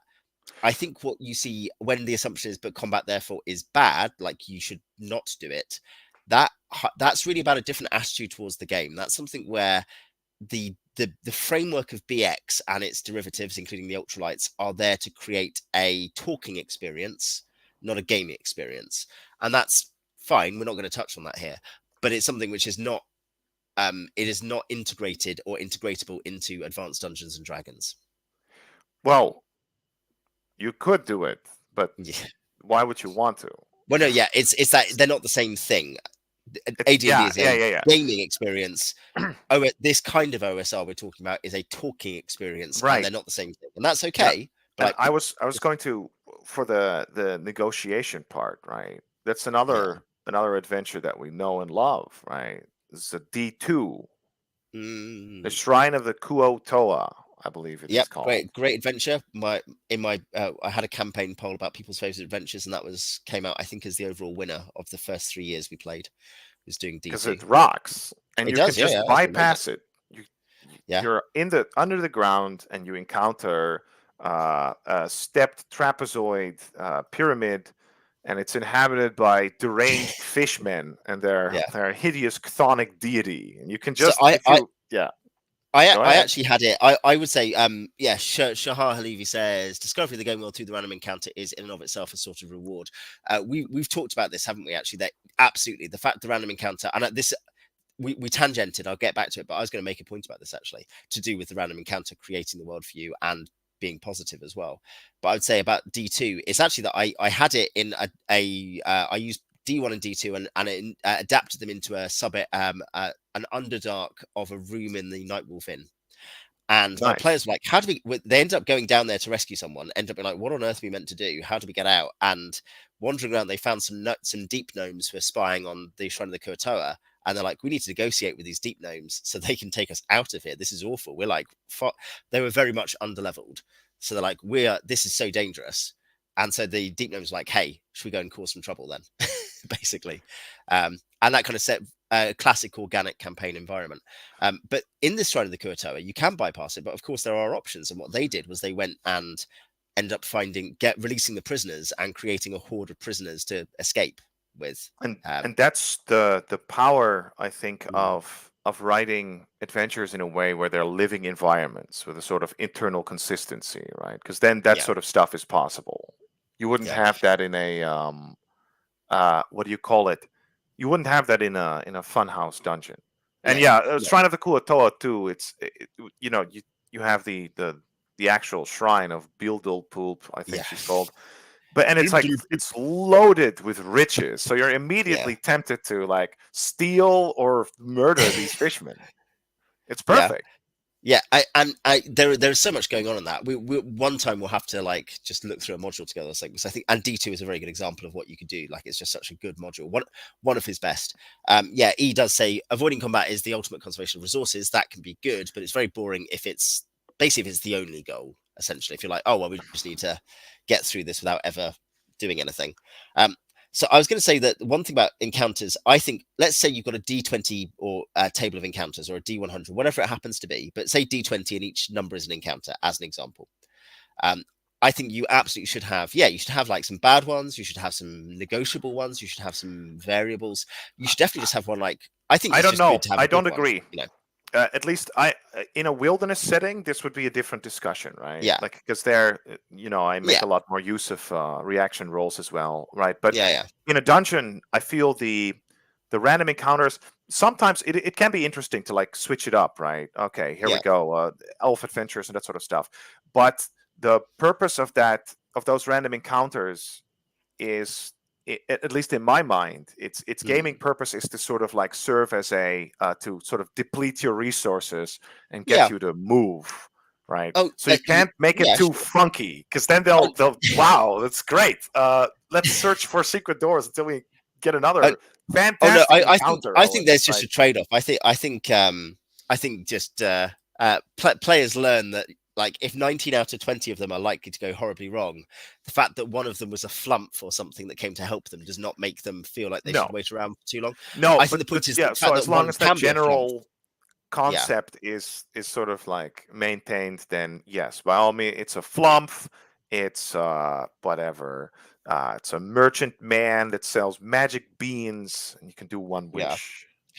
It's that guy, in Dragon Age, the first Dragon Age, where what's his name? I forget his name, but the enchanter's son, Enchantment. That guy who one time you just find I and haven't played Dragon like Age. they're these dwarves who hang out at your camp and help you. They're like they're your Slaves. craftsmen. Yeah, yeah, they're your Okay. craftsmen who help you.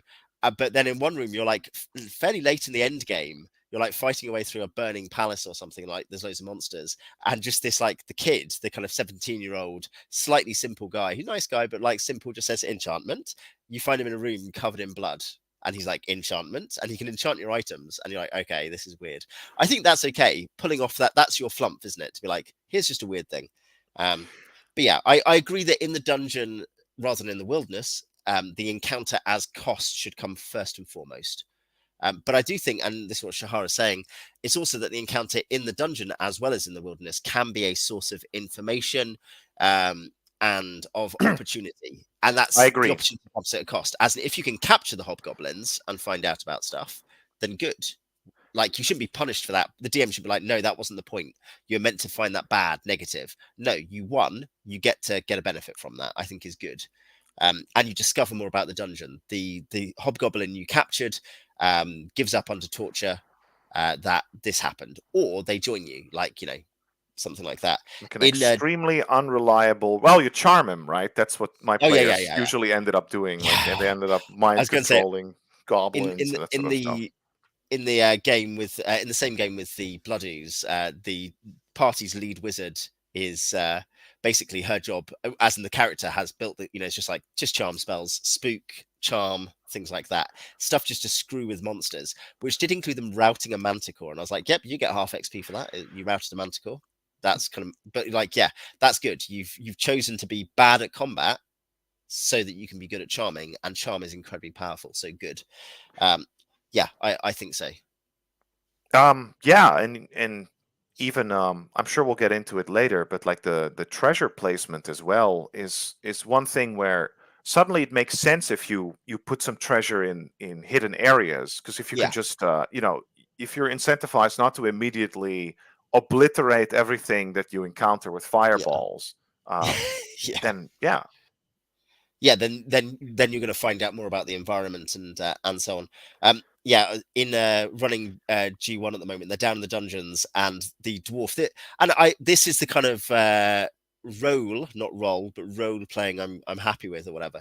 I can cope with. But the dwarf who's going to head to scouts is like, yeah, he's just found some enslaved dwarves, and it's like, yeah, I think we should go and fight these giants and kill them because I want to free these dwarves. Owen, Uh, yeah. do you maintain rules that if your dwarf player doesn't act dwarfish enough, does it that he loses his dwarfish powers?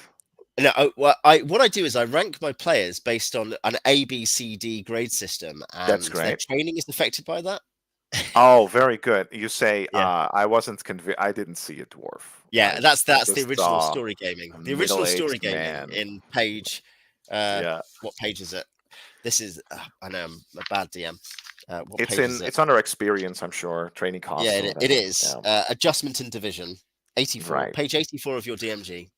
It feels like just it feels like a cudgel actually, but it is kind of nice. Yeah, It's like if you're not very invested, if you were only there, it's like the Navy SEALs, right? If you can yeah. only make it to half of the sessions of the adventure, you need way more time to train. So you either have to work twice as hard. You know, he wants you to give up. He wants you to be invested. Very good. Yeah, I think there's an interesting on the special bonus award and under it's under gaining actually. It's page 86 gaining. You can be Sure. ESFP, which is literally a Myers-Briggs thing.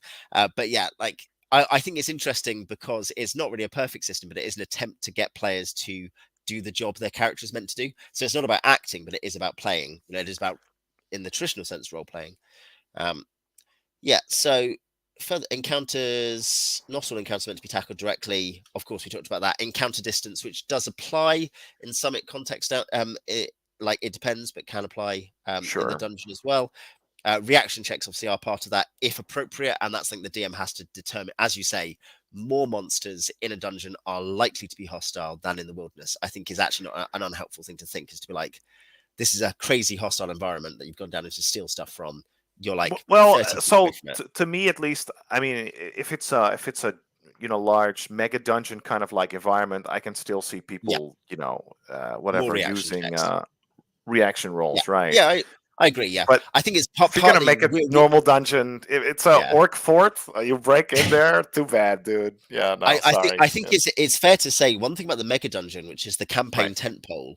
Your Greyhawk, your Stonehell, your Rapanathuk, your Castle Zinterland.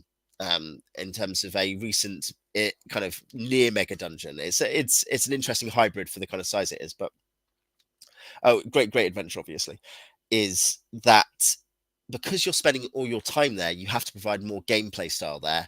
And also, the environment is so big that it becomes natural for there to be different things going on.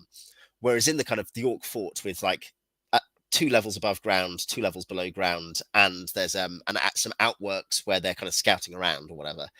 It would be weird if you're like, this is a 50 room or 60 room environment over 3 levels or something. By the way, every single monster in it might be your friend. Obviously, that's gonna it's not so much that players are going to be bored by it, they may be, but actually I think often you'll get players being like, this is really strange. It actually becomes incoherent, and because the secondary fiction does matter, we've already talked about that. It matters that the players can understand the I environment enough to I react to it, think whereas in if everything is AD&D, random. yeah, you're also supposed to use common sense, right? Yeah, yeah, So you're not going to be no, right. Encounter reaction rolls are a very yeah, um, actually great procedure that can make your game stupid yeah. um, Yeah, yeah, if you go full. I don't want to say I don't yeah. know That if we can you say the R reaction check the word, but flump. You yeah. reaction check the flump, and the flump attacks you. You know that kind of thing. You're Flump. like, yeah, That's cool though. You meet a flump and it just the first thing it just screams with like berserk rage, like all the curses berserker of its flump. race. Yeah, Yeah, yeah, yeah. that would be all Yeah, no, right. That's a I agree. um. Well, or rather, but I kind of almost feel like that's something I'd want to write in to be like, there are flumps in this vast Underdark environment they're in, and most flumps are kind of nice, but this one is just crazy. I think it's kind of a This is a serial killer flump. Yeah. yeah. E says if you think of hidden sublevels as reward, rich random elements of our reward, poor. Think about wandering treasure. Actually, for that, wandering treasure is usually crap. In dungeon design, you want to have a mix where playing well gives time and space in reward-rich areas, vice versa.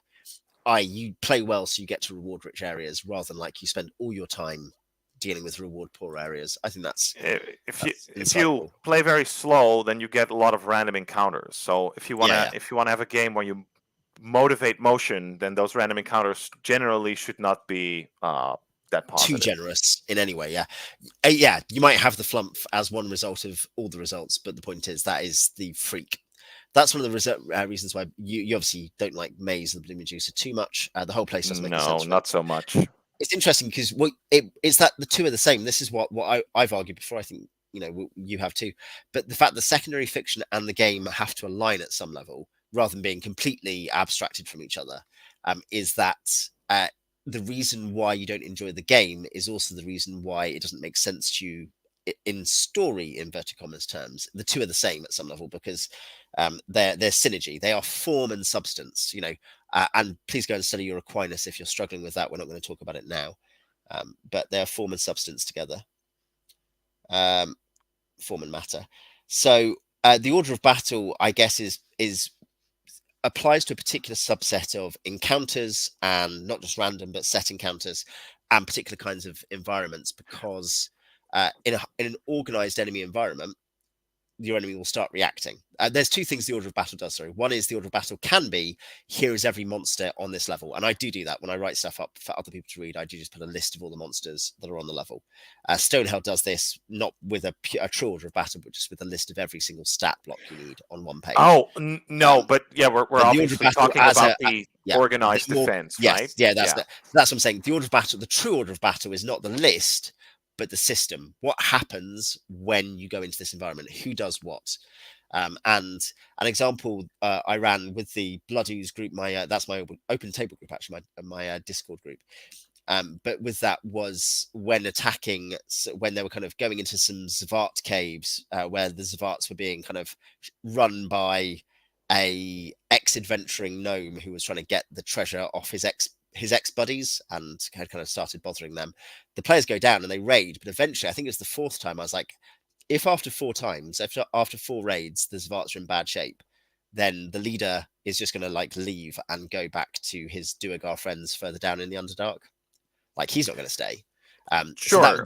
that's a small example of an order of battle. Or again, when Um, the players do I, this, then there are more guards. So that's another example. After the first raid, I there are would more go guards back in the to first cavern. like Forgotten Temple of Tharizdun, if I pronounced Yeah, that that's obviously correctly. the classic touchstone. I was just That's giving you an the example holy of grail of yeah, right. You get spotted. There's a defense. yeah, Even when people engage, there will be like yeah, flanking or fallback positions to regroup, yeah, and it's even multiple opponents that arrive over a period of time, and that's something yeah. that I think I've been so. But using yeah, I for think you could Splith say Hive as the order well. of battle. The order of battle can get in when you're at its most detailed. It can be essentially a sort of combat program. That's not a bad thing. That's a good thing. But I think if you like, there's layers to this. I think the most detailed version is your Lost Temple. Here is literally this is on the bridge and at the on the entrance hall for Lost Temple. Yes. Is yeah, the Forgotten Temple, whatever. Is there's all this detail for getting through and everything they do. I don't think that's what every order of battle in every dungeon does or needs to do. Obviously, I think it can be that it's. No, I think it's also about what it happens can be as over multiple simple raids. as like what is it? Uh, if there are sounds of fighting in room 5, then the guys from room 6 they run around, right? But the point is that if you're having that you when you have intelligent opponents, that those intelligent opponents are not going to sit in their Yeah, initial configuration and wait for you to like chop your way through them. yeah, yeah. No, definitely, and the idea that this is an example from T1 and T0. T0 uses a similar mechanic, but T1 is if you kill Lareth, then the cult sends assassins after you, like a month later or whatever it is. Like there is a reaction, even in the context of you finished a dungeon. There can be other consequences. It's an example of the fact intelligent opponents are in a living world act and react and have their own plans and also don't let you do stuff you don't want to that they don't want you to. They don't just kind of shrug it up. And I think, yeah, it seems like if you're designing anything with intelligent opponents, you should be thinking if the players go there once, what do they do? If the players return again, have they defended it better? Have they changed their strategy? Um, the the archetype, by the way, the cliche, I think the cliche high level clever opponent, and it's a controversial thing, but Tucker's kobolds is obviously an example of that. The idea that you have hyper organized enemies who have millions of strategies, and things like that. And he obviously touches on this in the comment, is that strong factions have defense strategies. Others, wanderers, marginals, whatever, are just trying to survive and do stuff that is appropriate. So there's also a difference between types of order of battle for powerful occupying factions versus lone intelligent opponents or whatever, I guess. Well, I guess that ties into like if you really want to write it like an as I said, like an ecosystem, Yeah, which is very challenging but definitely worthwhile. Then yeah, then it makes sense, right? Yeah, the yeah, toughest opponents will be organized to hold on to their claim, and whoever has been scavenging at the edges will have an exit strategy. Yeah. yeah, Although having indeed. powerful And their treasure will be something. spellcasters, Yeah, um, or even these evil high priests with an exit strategy is also something that I've been missing in recent OSR stuff, and it would be nice to see that back again. yeah. I think the idea that the bad guy, even in more traditionally minded modules, the bad guy is ultimately just sitting there waiting to be hit. He's gonna You know, like, fight to the death. That's how he yeah, yeah, got to be so cool by beating yeah. everyone up. Yeah. I think Stonehell 2 has an interesting spin on this, which is that the Nycthesis is like on two planes and just goes to the other plane. If you can't attack it from both, it just leaves. Yes. If you can attack it from both, then great. Yeah, If you didn't figure that out when you yeah, walk through that like meat grinder last level, I think I would whatever shred my character sheet in rage. yeah. I think random encounters were perfectly intense social adventures. I don't know. Do they? I'm just trying to think about an example of that. Um, I think the idea that stuff can just completely upset the players is kind of funny. I agree. I agree with that principle. Like, as in, it can just completely screw over the fact you're trying to do something else. Can be funny. Grutz says, also a question of organization of opponents. Stronger factions have more access. Yes, this is one thing. Is that the Morlocks who are hiding, like the six Morlocks who are hiding in a room, like they're rogues and they're escaped slaves. They're just chilling out in a room and they are desperate. Whereas the kind of, I don't know, the Conehead men. This is a reference to ASC, obviously, but like the Conehead men are obviously much more organized and powerful. Yeah, I think so. Well, so I have I think these are all great examples of like combat as war and intelligent opponents. But I have a question for you, Owen, Yeah. and I believe you know the answer. Can we save the set piece encounter? You Yeah, know, that no or yes, kind of. Isn't that the answer? The answer is that set piece encounters, if you can't save them, then S1 is not a good module, because there are encounters which are just here's the thing to do. Um, but I think it's that the set piece encounter is pretty obviously, like, it's very easy to end up making lots of set piece encounters in your dungeon and thinking, well, the players will just remember, that'll be memorable and the players will like that. And essentially that's poison, I think, long term, because players end up preparing themselves for completely discrete and abstract encounters, and for just thinking, and the only thing that is worth doing is think, cool, this goes back to Gritzy mentioning Maze of the Blue Medusa, like, oh, it's just a cool thing, here's a oh, cool thing. that's only like Yeah, set piece yeah, set piece encounters, encounters. So basically. Yeah. I think the basically the answer is, to put it more complexly, yes, set piece encounters have a place, but it is a very small place in the wider ecosystem of encounter design, I think. Yeah, but every once in a while, you need three beholders, and they're like prepared. They're in a room. There's a tunnel. They're high Gr- up on Grutz mentioned roosts. this One of them earlier. has an armor that Grutz he mentioned puts this earlier. on. Yeah, yeah. There's Grutz mentioned this earlier, actually. telekinesis. Yeah, yeah, yeah. Yeah, yeah. I think it's, yeah. You can see that it's A in little an bit goes environment a like that. long way. Like in yeah, one of those, in stuff like Labyrinth, or there's some of this in Dancing Heart of Baba Yaga, the Smedman version, which is my favorite. I know Um, that one. Yeah. yeah, and you get it in a few other ones like that. You get stuff which is just sword thrust, which we've mentioned a couple of times already. You get a cool idea, and it's just okay for it to be cool. But imagine your players, not just for like, I don't know, like 15 hours, but for 300 hours, 1,000 hours, we're just doing that.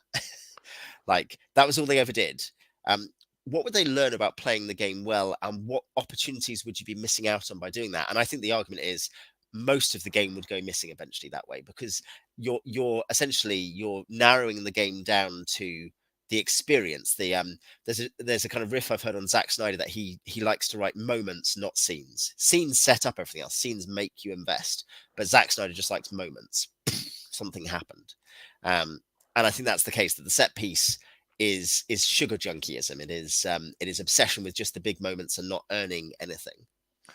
I think so. If you go too far, yeah. This is another case of like the where the ratio is really Yeah. um gonna Is it 1 in 20, seal or the is it deal. like 1 in 2? Is it Shahar, one? Yeah. yeah, is it 1 in 1? Yeah. Shahar says, in terms of social adventure being disrupted, a ferry ball, you're trying to talk your way into a place, you might encounter hangers on who draw unwanted attention to the PCs. Yeah, I think if you set up there is a kind of meta genre or a demi genre which is rare but actually can be really good, of, just to touch on that, of the hyper social adventure. And it's, again, there's a ratio thing here, but in which case, yeah, you actually need to adapt a lot of these principles of whatever kind of adventure it is to match that. And so I like the idea that you're essentially in a dungeon environment, in the sense it's quite closed and complex, Yeah. and interactive, but it's highly social. That's not a bad Because thing necessarily. D3 is what you're Yeah, talking D3. about. Actually. D3 is, yeah, Yeah. D3 or UK1, Beyond the All Crystal right. Cave. But Oh yeah, wait, if isn't UK1 the Scooby Doo mystery with the is that, lighthouse? or is it UK6? I thought UK1 UK2 was 3, I think, with yeah. the Someone correct us in the lizardman. Yeah. comments. So someone correct us in the comments. Is no, you're talking about U1 to 3 is All right, is sorry. Yes. Oh, the UK1 is Crystal Beyond the Cave. Crystal You're Cave. talking about Yeah, the Crystal yeah, yeah. Cave with the That's what I talking said. Yeah, animals. That's the yeah, one. yeah. Okay, sorry. Yeah, so you can have highly social Mea dungeon culpa. adventures that can be good. So let's just say that's good, but you have to adapt these elements. And I think Shahar's example is a good example of that. Is if you waste your time doing something in the hypersocial adventure, you have a chance that, I don't know, so, some nicks, some kind of little fae turn up and start annoying you, or a drunken aristocrat starts following you around trying to kind of seduce you by talking about his lands outside the city. Yeah, absolutely, that should be a cost in that kind of environment. That would be a thing if you had an adventure that would be a heist, right? Or Yeah, yeah. Oh, an yeah, indeed. elaborate masquerade or infiltration. Yeah, for sure, I can Yeah. see that. Yeah, the set piece doesn't translate well to actually play D&D. I Basically, yes. like To a it. degree, that is true. Yeah, it's one where I think it's still the poor old set piece encounter is one where I don't know, people you have a piece of cake with whipped cream on it. You're like, this is really good. This whipped cream really makes it better. I should put way more of this everywhere. Why do I not only eat whipped cream? I should just eat Yeah. whipped cream from now on. E says, good set piece, this thing that transcends the factions but is plausibly indifferent to them. Location as encounter rather than occupant. So this is, you go into the place and there's like a weird machine that you have to work out. That is a set piece that can be independent from the rest of the dungeon. I think that's it. I think that's you go good into the example. room and whatever you get trapped and there's some sort of kill robot. Yeah, The laser there's beams. This room of there's mirrors. Yes. a related example is the dormant occupant, which is that's a viable set piece that can be organic and naturalistic in Gygaxian terms. So in Stonehell there is the survivor of the spaceship, the survivor of Metamorphosis Alpha or whatever, who you wake up and she kind of wants to help you, but she's also a sociopath who wants to take over the world, that kind of thing. Oh yeah, perfect. But that's a good set piece, albeit that's not a super complex one, because I don't know if I would consider that a set piece in the no, but what I encounter mean sense, is but sure. the dormant occupant is what I'm talking about. The dormant occupant who you wake up and have to deal with. That is a legitimate set piece, I think. And I just mean she's an example of the dormant occupant of a room. And no one else is going to wake her up, but you can. And yeah, that kind of thing. There's actually quite a few things like that in Stonehell. That is, I didn't actually talk about that in my review, but Curtis does regularly have things which the players can prod. Anomalous subsurface environment is similar. There are things you can prod that no one else is going to bother prodding because it doesn't make sense for them to. So either weird occupant or machine, essentially. Where we should come in. We got Hi Quitwer.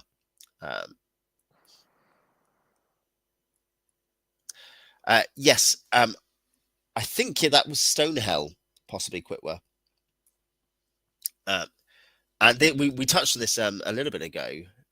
rolling every time. That's true. Yeah, Yeah, that would make the yeah. danger level very low. In the dungeon, I think basically there probably has to be a thing where, and I think I said this in my Stonehell 2 review, you have to just think, look, do I think they need a reaction roll? There is now a good adventure, I should say, a good adventure that is willing to give you as much information as you could plausibly take away. It's good if they tell you. I think that is a good idea. But as a DM if you've run a few adventures, you start to get a sense of, look, this is the Prince's example was an orc fort. You do not roll for the orcs in the orc fort. The orcs are going to attack you. I Or like at worst, Shahar's example, by the yeah, way. Continue. Sorry. yeah. The I just worst wanted to thing is that respond. the orcs are going to shout for you to stop, and if you don't stop, they'll attack you. A good playable set piece looks like a tower defense where the opponents come in waves. The pieces can spend time preparing, gathering. Yeah, so something that's something that's discrete from the rest of the environment potentially, isn't it? I think that's part That's of a it. Is it? good way Yeah, of describing it, I think. Yeah. it's discrete. If the set piece is too integrated, it seems stupid, which is the Maze of the Blue Medusa problem. So, traps, treasure, use of illusions. They are separate things, and we can take whatever time we want to on them. But these are kind of core components of continue. Illusions and traps are closely related, obviously, as in there's a similar role for them. And treasure is Tricks and what they traps was yeah, the term indeed, I the think original that term, yeah. they Yeah, used. the Yeah. original thing. So traps, Lynch did particularly ask about teleportation traps as obviously one of the most hilariously annoying things that you can have in a dungeon. Yeah. Use them often, as Yeah, often as you can. They rock. every room. Yeah, they are also a ratio thing. You should have one teleportation trap in your big dungeon. That is your maximum, I think. But yeah, traps and use of illusions. Let's say we're not talking about rule adjudication for illusions. That is not for today. But in the dungeon, what is the role of traps and illusions, and how should they be placed? Do you think, Prince? I think illusions is a separate topic.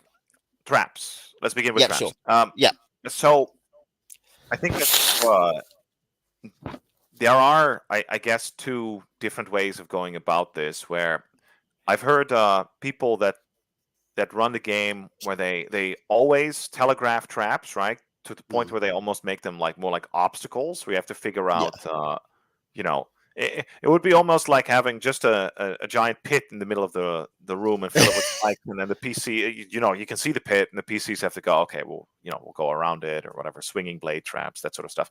I think probably, once again, variety is usually pretty good. Uh, it Some traps should probably be subtle, right? yeah, You should be able to infer that they might be there. If you're, oh, this is valuable. This is guarded by. This is in the possession of intelligent opponents. There'll probably be traps there, right? yeah. Yeah, Um, I think so. I think that's a good way of I going actually about I it. like the idea of that it's as you say, variety ratio. The idea that there is one trap which is just a massive pit with spikes in it. By Yeah, trap we mean obstacle. That's completely legit because you're not attempting to test the player's risk taking necessarily. You're trying to say, what cost do you desire to take based on the situation you know? Like you say, do you go around? Do you try to fly? Do you spend a fly spell?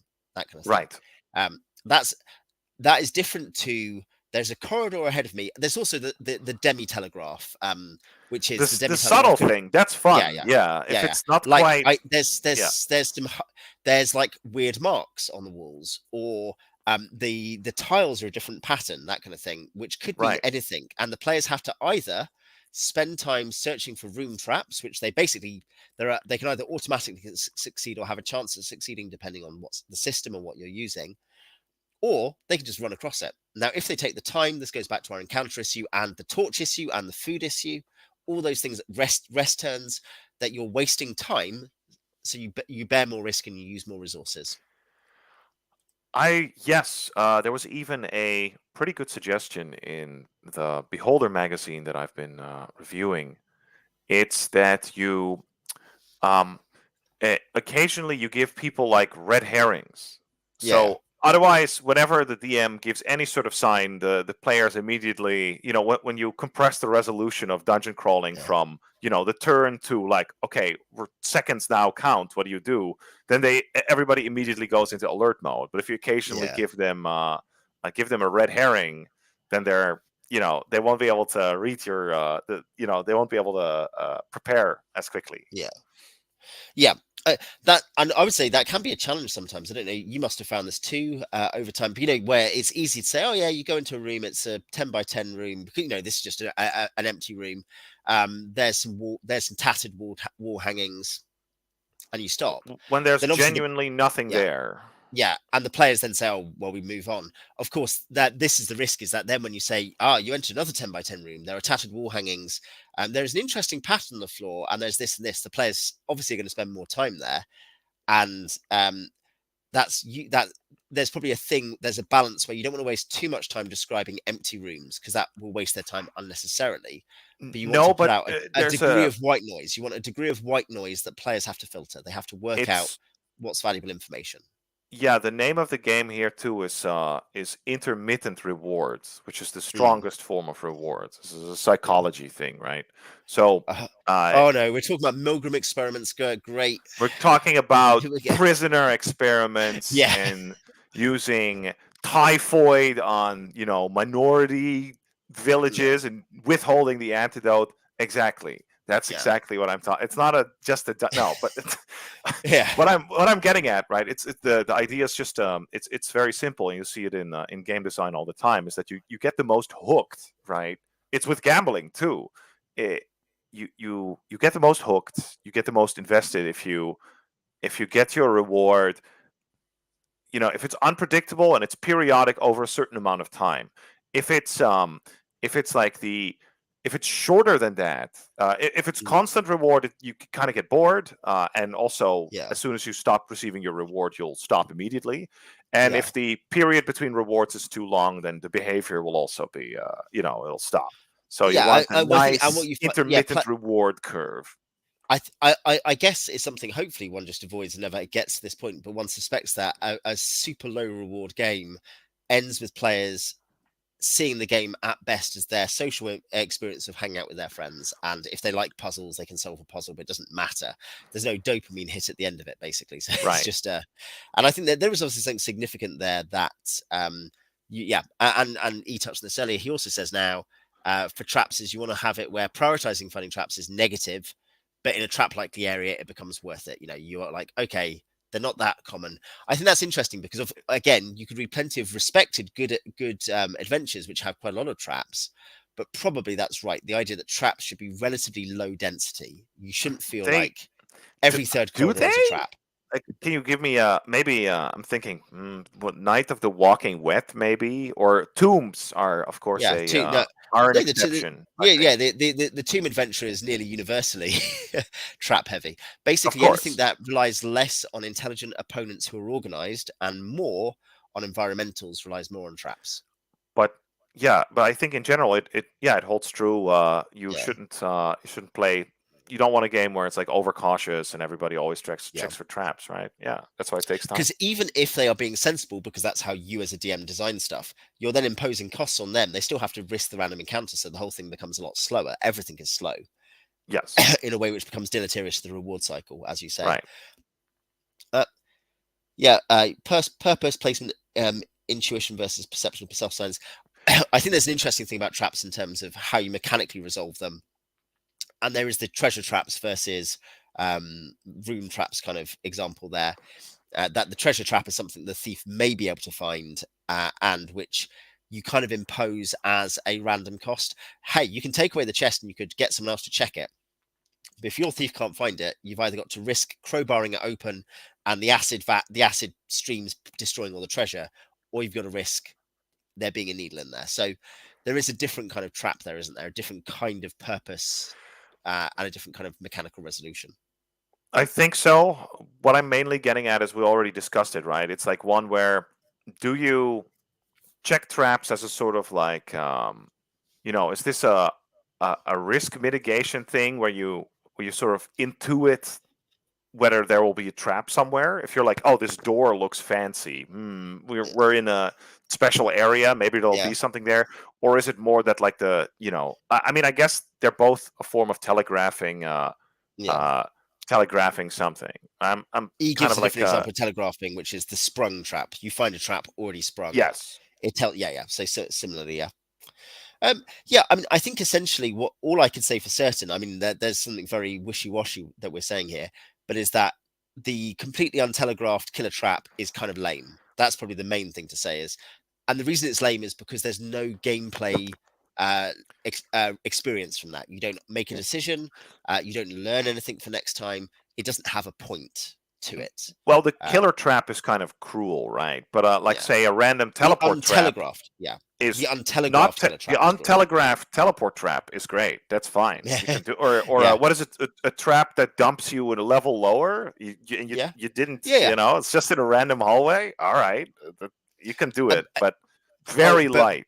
yeah, but again, there's a ratio thing. That's a one in Yeah. 20 kind of thing. Is because the player, you don't want players to think every time I go down a hallway, there is like a 1 in 5 chance I fall through a hole that I can't possibly find, and then I just Well, end up in a different place. yeah, Or that I was stay, you know, that was I think my complaint about Bruce Cordell's Shattered Circle adventure, right? Is that he put yeah, a ton of traps in random hallways. It's like yeah. that in a level 1 to 3 adventure, it'll traumatize them Oh forever. yeah, They'll always, it's not as yeah, if he doesn't know how to design dungeons more intelligently because Firestorm Peak is a good example of has lots of good examples of clever idea ways of doing stuff. right. But yeah, no, I think that's something where you can tell he is attempting to say, look, dungeons should have traps in them and should have puzzles for players to deal with, and not just be linear walk around, so hit stuff, listen to box text. Like he is rebelling against something in that module. I think he's very obviously rebelling against what has happened from 1989 onwards for several years in most kind of big name modules.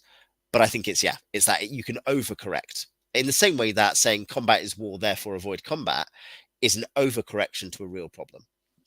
Um, Now, I do think illusions. I was going to say, uh, illusions. I've already said are a related species. I know you're saying they're different things, but they are related because illusions are also a cost slash gate. They're a bit like locked doors, traps, things like that. I They're so versatile, right? Yeah, Illusions are fantastic. Illusions yeah, make everything better. I love yeah. illusions. The more illusions your players have to deal with, the better. I like Exactly. illusions. I write a reasonable number of illusions into when I'm writing modules. I write a reasonable amount of illusions in. So I agree. I think the basic illusion, let's say the absolute basic illusion, is because you can have the illusion that is part of a trap. That is actually not the basic illusion. The basic illusion is something which misdirects or confuses the players. Like Exactly. to yeah, and like setting aside rules resolution, which there is a wide-ranging debate on, obviously, like a genuinely quite wide-ranging debate in AD&D circles. Um, that the basic idea that your players have to try to. Here's the thing: in terms of chance to disbelieve, there is a separate thing, which is what if your players are just smart and think that looks like an illusion? Should you let the player not necessarily even have a role to disbelieve, but just let him act as if that he thinks it's an illusion? How far do you enforce the reality of the illusion on the character compared to the player? I would. I don't think I would. Usually, illusions have a condition that automatically breaks the illusion, right? Commonly, yeah, But um, no, I don't think I would allow automatic success. Maybe disbelief, yeah, yeah. yeah. Although I although again, you can do so many interesting things with illusionary encounters as well, right? You can put like say an encounter of overwhelming force in a room and you make it illusionary, right? And then yeah, even if the encounter is like if there's no obvious unreality to it, it's just the players go, wait a minute, in this dungeon that doesn't make sense, like something like yeah, that, right? You can play with it, you can yeah, conceal passages with it. yeah, Again, I feel with illusions the uh so many interesting tricks you can pull on people. It's great. I There was one more. I'll try not to ramble on for too long, no, please do. but um, this was in I think it was G3, and there's this cavern system, and then I think in the first cavern you encounter it's an illusionary fire drake or something, and then the next one, then it's a real one, right? Like that's Yeah, sort of just the yeah, shitbaggery. That's yeah. it's So no, fun. It's there is playful. like a whole. Yeah. There's a category of things which, like, uh, this is why John Wick doesn't play AD&D, Prince. But there is a category of things which is griefing players can be funny. Okay, I'm sorry, players. It's true. What I Uh, mean by that is obviously not ruining players' experiences. The untelegraphed killer trap is bad. No DM should do that. That's just bad play. You shouldn't do that. But rather the fact that sometimes stuff is annoying and confusing and it's funny because players end up being like, how do I even deal with this ridiculous situation? There's something there, I think, that is like part of the experience that players learn to deal with. They learn to ride the wave of it's part of the chaos, isn't it? I don't well, even know. Yeah, you're a video game player as well, right? So you yeah, probably know that, like with certain games, and in my case, it's side scrolling shooter games, right? There's a certain element of frustration that is like acceptable and even desirable, right? Something where yeah, you'll get good irritated. It can't yeah. be just an absolute nightmare to go through, right?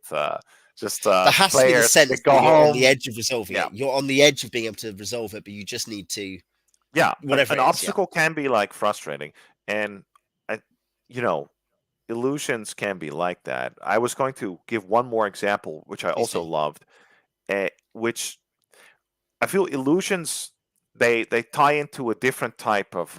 It's like a recurring element that I see in some of these adventures. It's the idea of like that you give the player something and it's too good to be true, right? Yeah, yeah, That's also great. And then like you know, d- you punish the stupid and the greedy, right? The yeah, impulsive.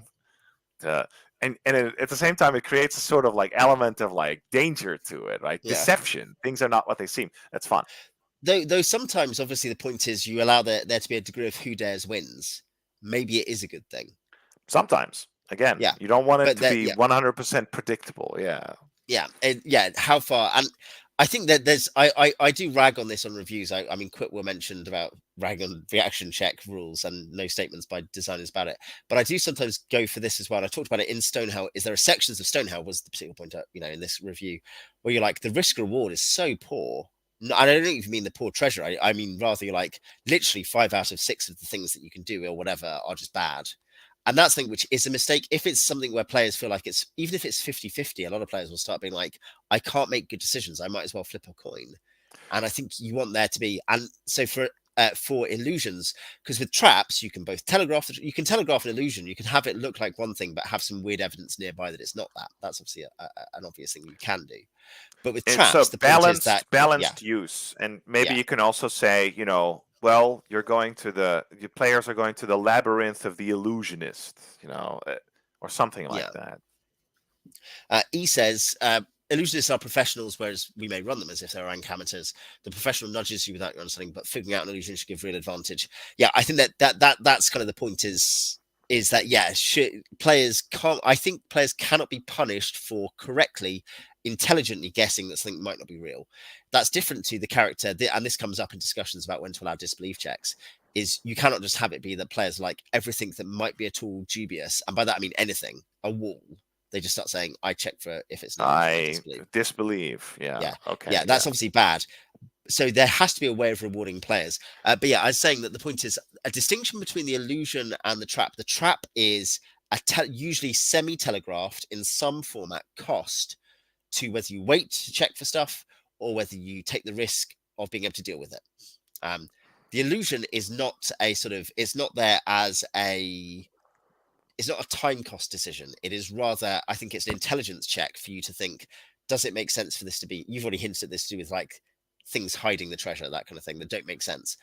E says it's to do with players working it out should give them an advantage. I think illusions should be I agree. distinct usually by not being a cost benefit over whether or not to take the risk or whether to check or whatever, but rather can you intuit that something weird is going on? That is Yeah, I the think so.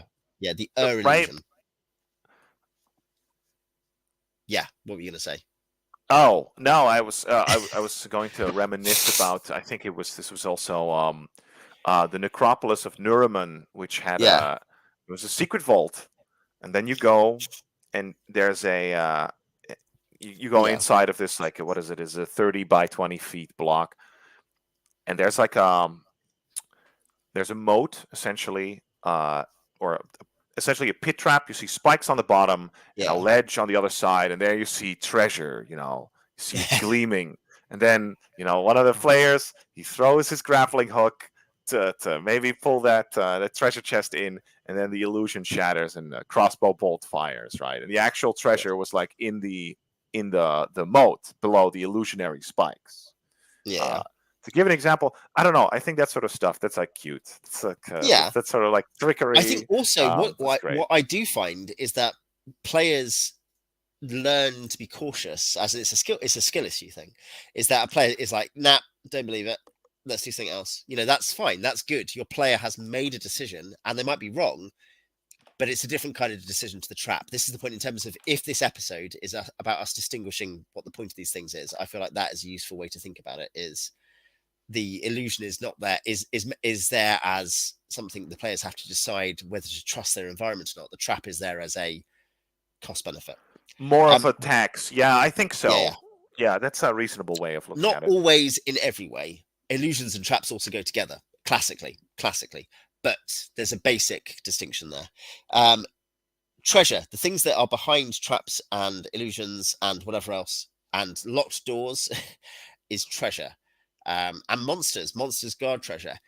So your points have been placement, amount, risk, reward. We've touched on some of these things, so we don't need to go back. But cursed items, secret caches, not all treasure should be found. I think lots of different things around the fact that the goal of the gold as XP dungeon is there's many goals, but the ludic goal is eventually to get out the treasure. So, yeah, do you want to expand on that? Your thoughts about treasure as part of the dungeon adventure? Uh, Distinctly as part of the dungeon Very adventure. clearly the critical component. Yes, yeah. Yeah, yeah, I would say that's usually what determines whether or not your players will consider their delve to have been a success. It's going to be that yeah, treasure, and it's almost like the monster XP. It's kind of like a uh, what do you call that? It's like this type of award that you get, a participation trophy. That's the yeah, one I was looking for. Yeah. So right, it is. That is absolutely vital. Yeah, it's a central thing. They should be playing with the idea of like maximizing the amount of treasure they obtain for sure. yeah. And I what I guess in was that kind case, you need to design things. This is something about the punctuated reward. You need to show players there are things worth doing, don't you? The idea that you can get reward and that it's fun and that it creates the dopamine cycle. Basically, you want the dopamine cycle to be about that. I would say so. Yeah. What I was gonna hint at, I guess, is that or at least what it sort of intrigues me is this, and this is definitely also an old school principle more so than a new one. It's the idea, right, that not all treasure is automatically found. That like actually Yes. locating that treasure is a very important part of like the skill of playing D&D, right?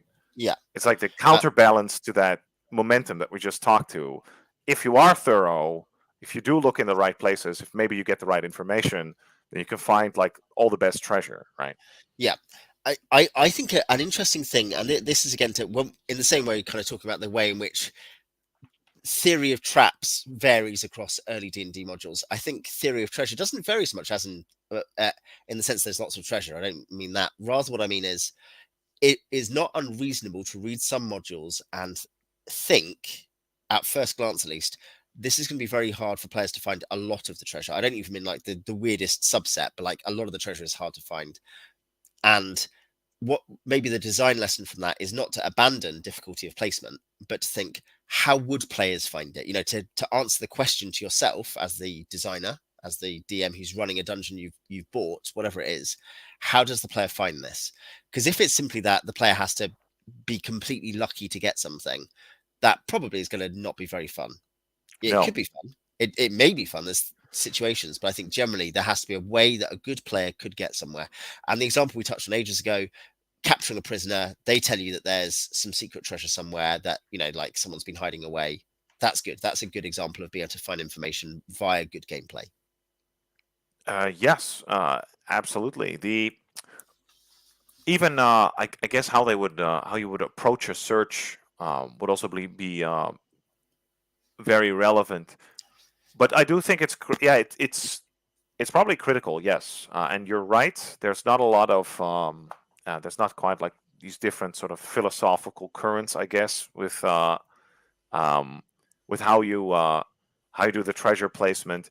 Although at some point, and I wrote it down as an example. Like, say, I Yeah, think B10 is a good example of like a an adventure that came later in the series when they got completely off of like trying to conceal treasure, and they were just sort of, yeah, or almost completely, and they were just like, okay, here you go, buddy. Yeah, it's in the room. It's in the center of the yeah. room. Whatever. Fuck Yeah, you. and there is an opposite example, not of complexity of placement, but just of the reward cycle. Is the moat house is a great dungeon in lots of ways. I like it a lot, and I've enjoyed running it.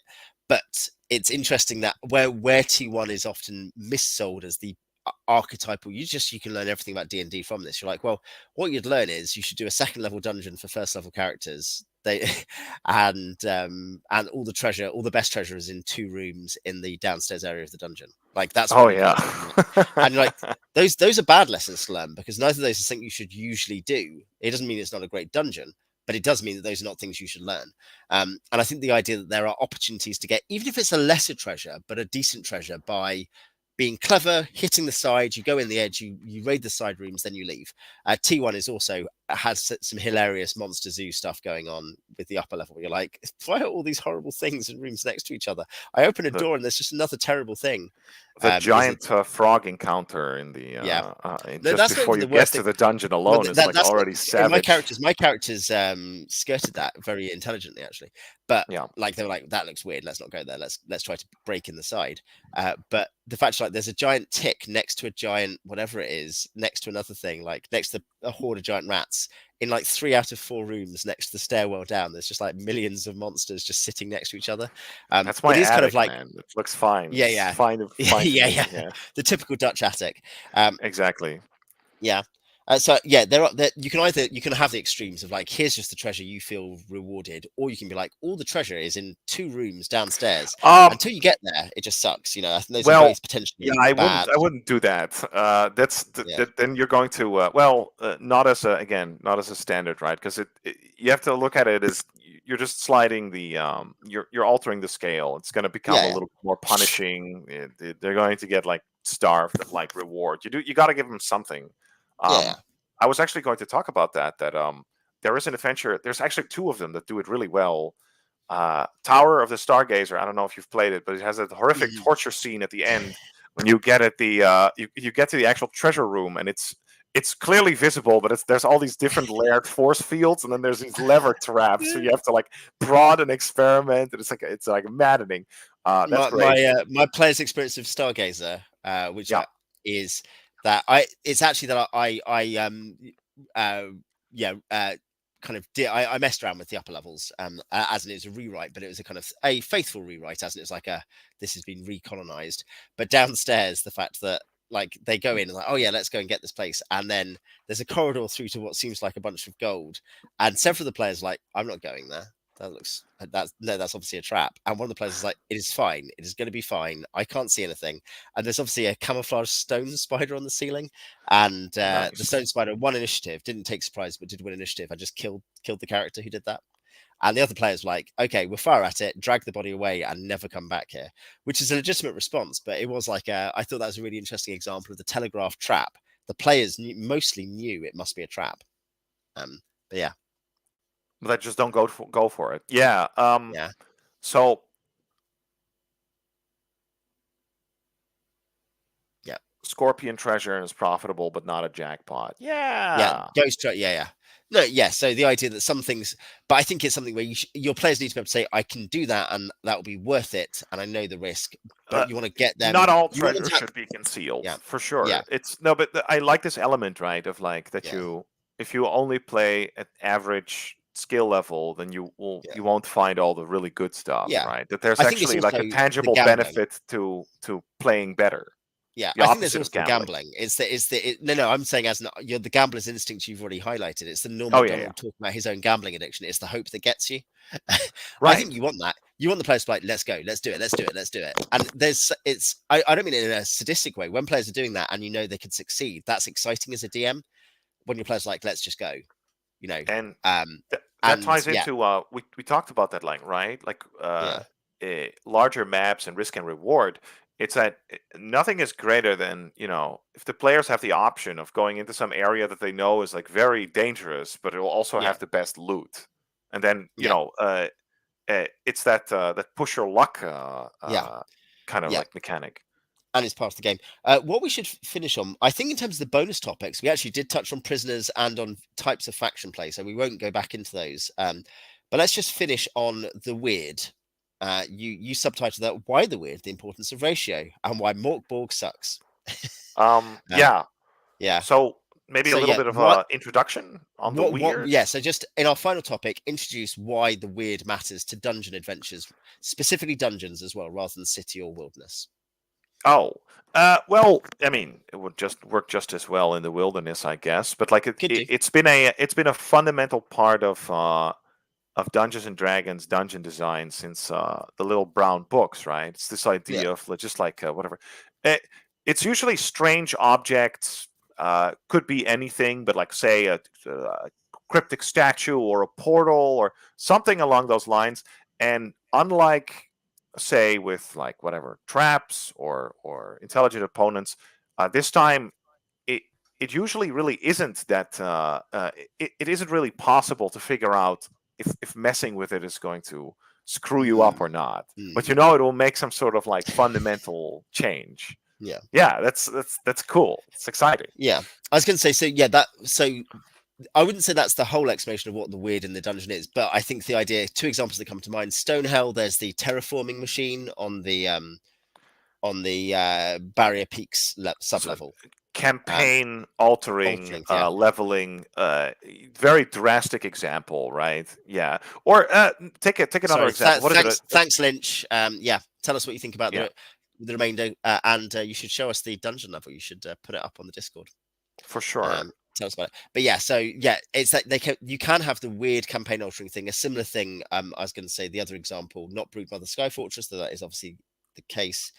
Is it's gone from my mind. Lynch ruined it. But yeah, things like that's one kind of weird. But I think there are other kinds of weird. Oh, the observatory and stargazer. That's the other one I was thinking about. Is that you're like, it turns out just to be griefing. It's Raji at his worst in a way. That's But beautiful. That is like it it's so takes funny. so much steps to set Yes, that it's up, so and then you get funny. Yeah, yeah. destroyed. That's great. Yeah, so Yeah. I'm kind of approving of it because in the meta of In the Lamentations, meta, it's it's fine. Yeah, yeah, fantastic. yeah. Yeah, yeah, yeah. I wouldn't generally do that, but I think yeah, No, the idea that the weird is also not just here's a weird, but also the sense that um, you're dealing with stuff that is even if you can get to know a bit about is just so different to your normal I experience. think its And effects are inherently yeah, unpredictable. That is like its yeah, primary characteristic, regardless of like if this is going to be at a campaign scale or at a dungeon scale, right? That's kind of like the point. Um, and Grutzi actually really puts that really nicely. It makes up the pattern recognition that introduces tension. it's You, gambling yeah, also. yeah, You don't yeah, have yeah, to. Usually these things are like kind of like they're optional. It's like, oh, but do you, here, what is it, the pools with strange liquids in them, do you drink from yeah, them? And yeah, this is the opposite of like intelligence, reading subtle cues. This is you know are you gonna screw with this? There's no way to predict what it will happen. Now maybe you're smart, yeah, you'll use a chicken or something like that, but the DM also has to play with that. But the point is, right, this introduces a sort of like I guess a gambling or unpredictable element to the yeah. dungeon that I think is I do. I think because I'm a Storagamer. Uh, Sturgama. Yes. yeah, yeah. Okay. Obviously, that's what they accuse me of. But like, it's a. It's. I don't think it's story gaming, but feel free to accuse me. But I think the fact that it's just a weird and strange experience for the players is part of it. Now, the point is that cannot, therefore, by definition, be every encounter or every environment. Uh, But the fact that there is something no, which is just the it's just a uh, weird snapback with the players like, what on earth is going on? That's good. That's a powerful effect for a player to experience um, in their experience with the secondary fiction. I think. yeah, I definitely agree with you that you shouldn't put it everywhere, Yeah, or that every dungeon necessarily needs to have it. But I do think it's like it's a component that, well, it was lost for a while in the 2E era, I think, because everybody got into this sort of like on this realism craze, yeah, right? And eventually, I think Bruce Cordell successfully resurrected it, and then it Yeah, died out again during third yeah. edition, right? Because third Uh, edition is so ludic in a very different way to the classic. It's not an old school ludic, but it's a new school ludic. You solve right. challenges with being having a really good character who fights monsters. Yeah, yeah, great. Mostly, yeah. So there's a lot less room for this sort of stuff. And I say extinct, but I'm sure you can find it in some corners, but like practically extinct, right?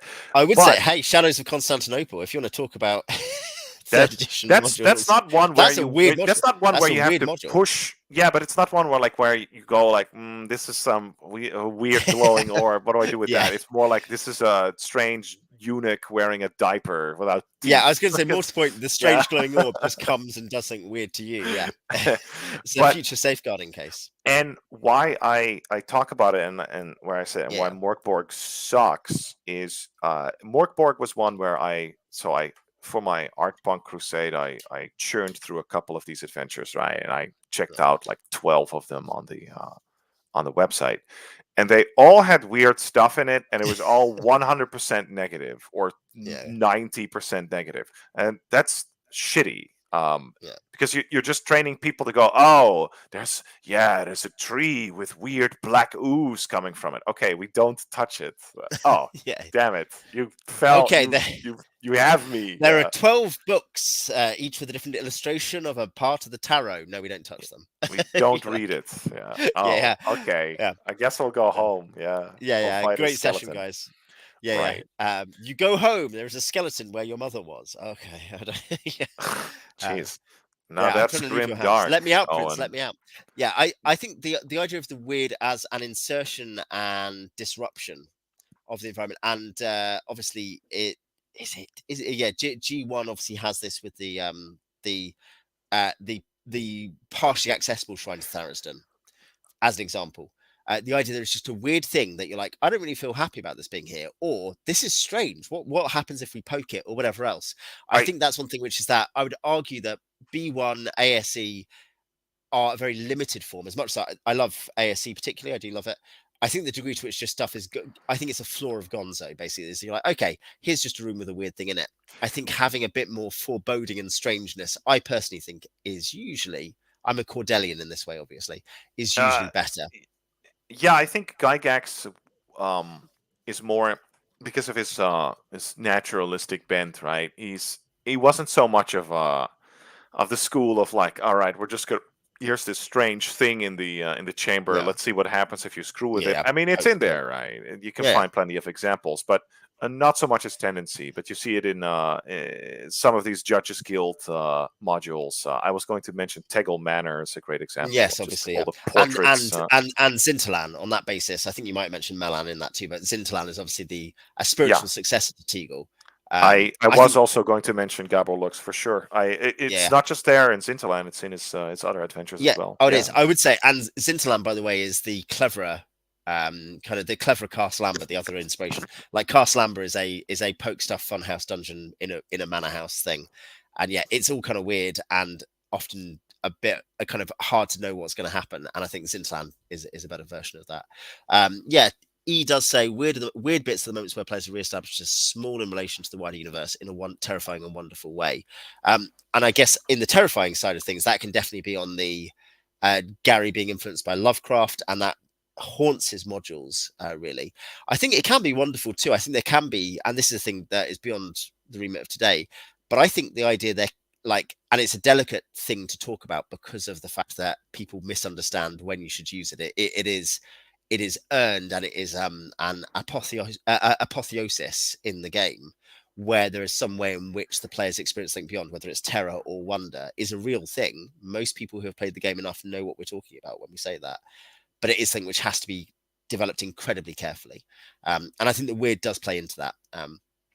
And players do really value those moments, but yeah, it has to be garnish, well, not you not can't. main. You can't go all weird all the time, right? That Yeah, was the whole. I think that's kind of like part of the appeal of how this Gygaxian D&D works. Is you have a yeah, sort of plausible, fantastic, but like plausible ecosystem, and then yeah, there would be a sort of like an element or intrusion of something truly supernatural moving into that, and then yeah, as a result, it has like real. Um, wait. And that's, again, no one is to say that you can't say, whatever, we're going to go to Narnia or Weirdo Land, and we're going to play for 2 or 3 sessions in Strange Land, where all the rules are reversed or whatever the Well, hell. That's which fine. Gary did be at Land Beyond the Yeah. Magic Mirror. Yeah. Oh yeah, oh yeah, and Dungeon Land. I know Dungeon them Land as well. for Yeah. sure. Right. But the point is, those things, of course, those are also diversions in a much bigger campaign for Gary. They are diversions for players who have played a lot of stuff and are just up for something different.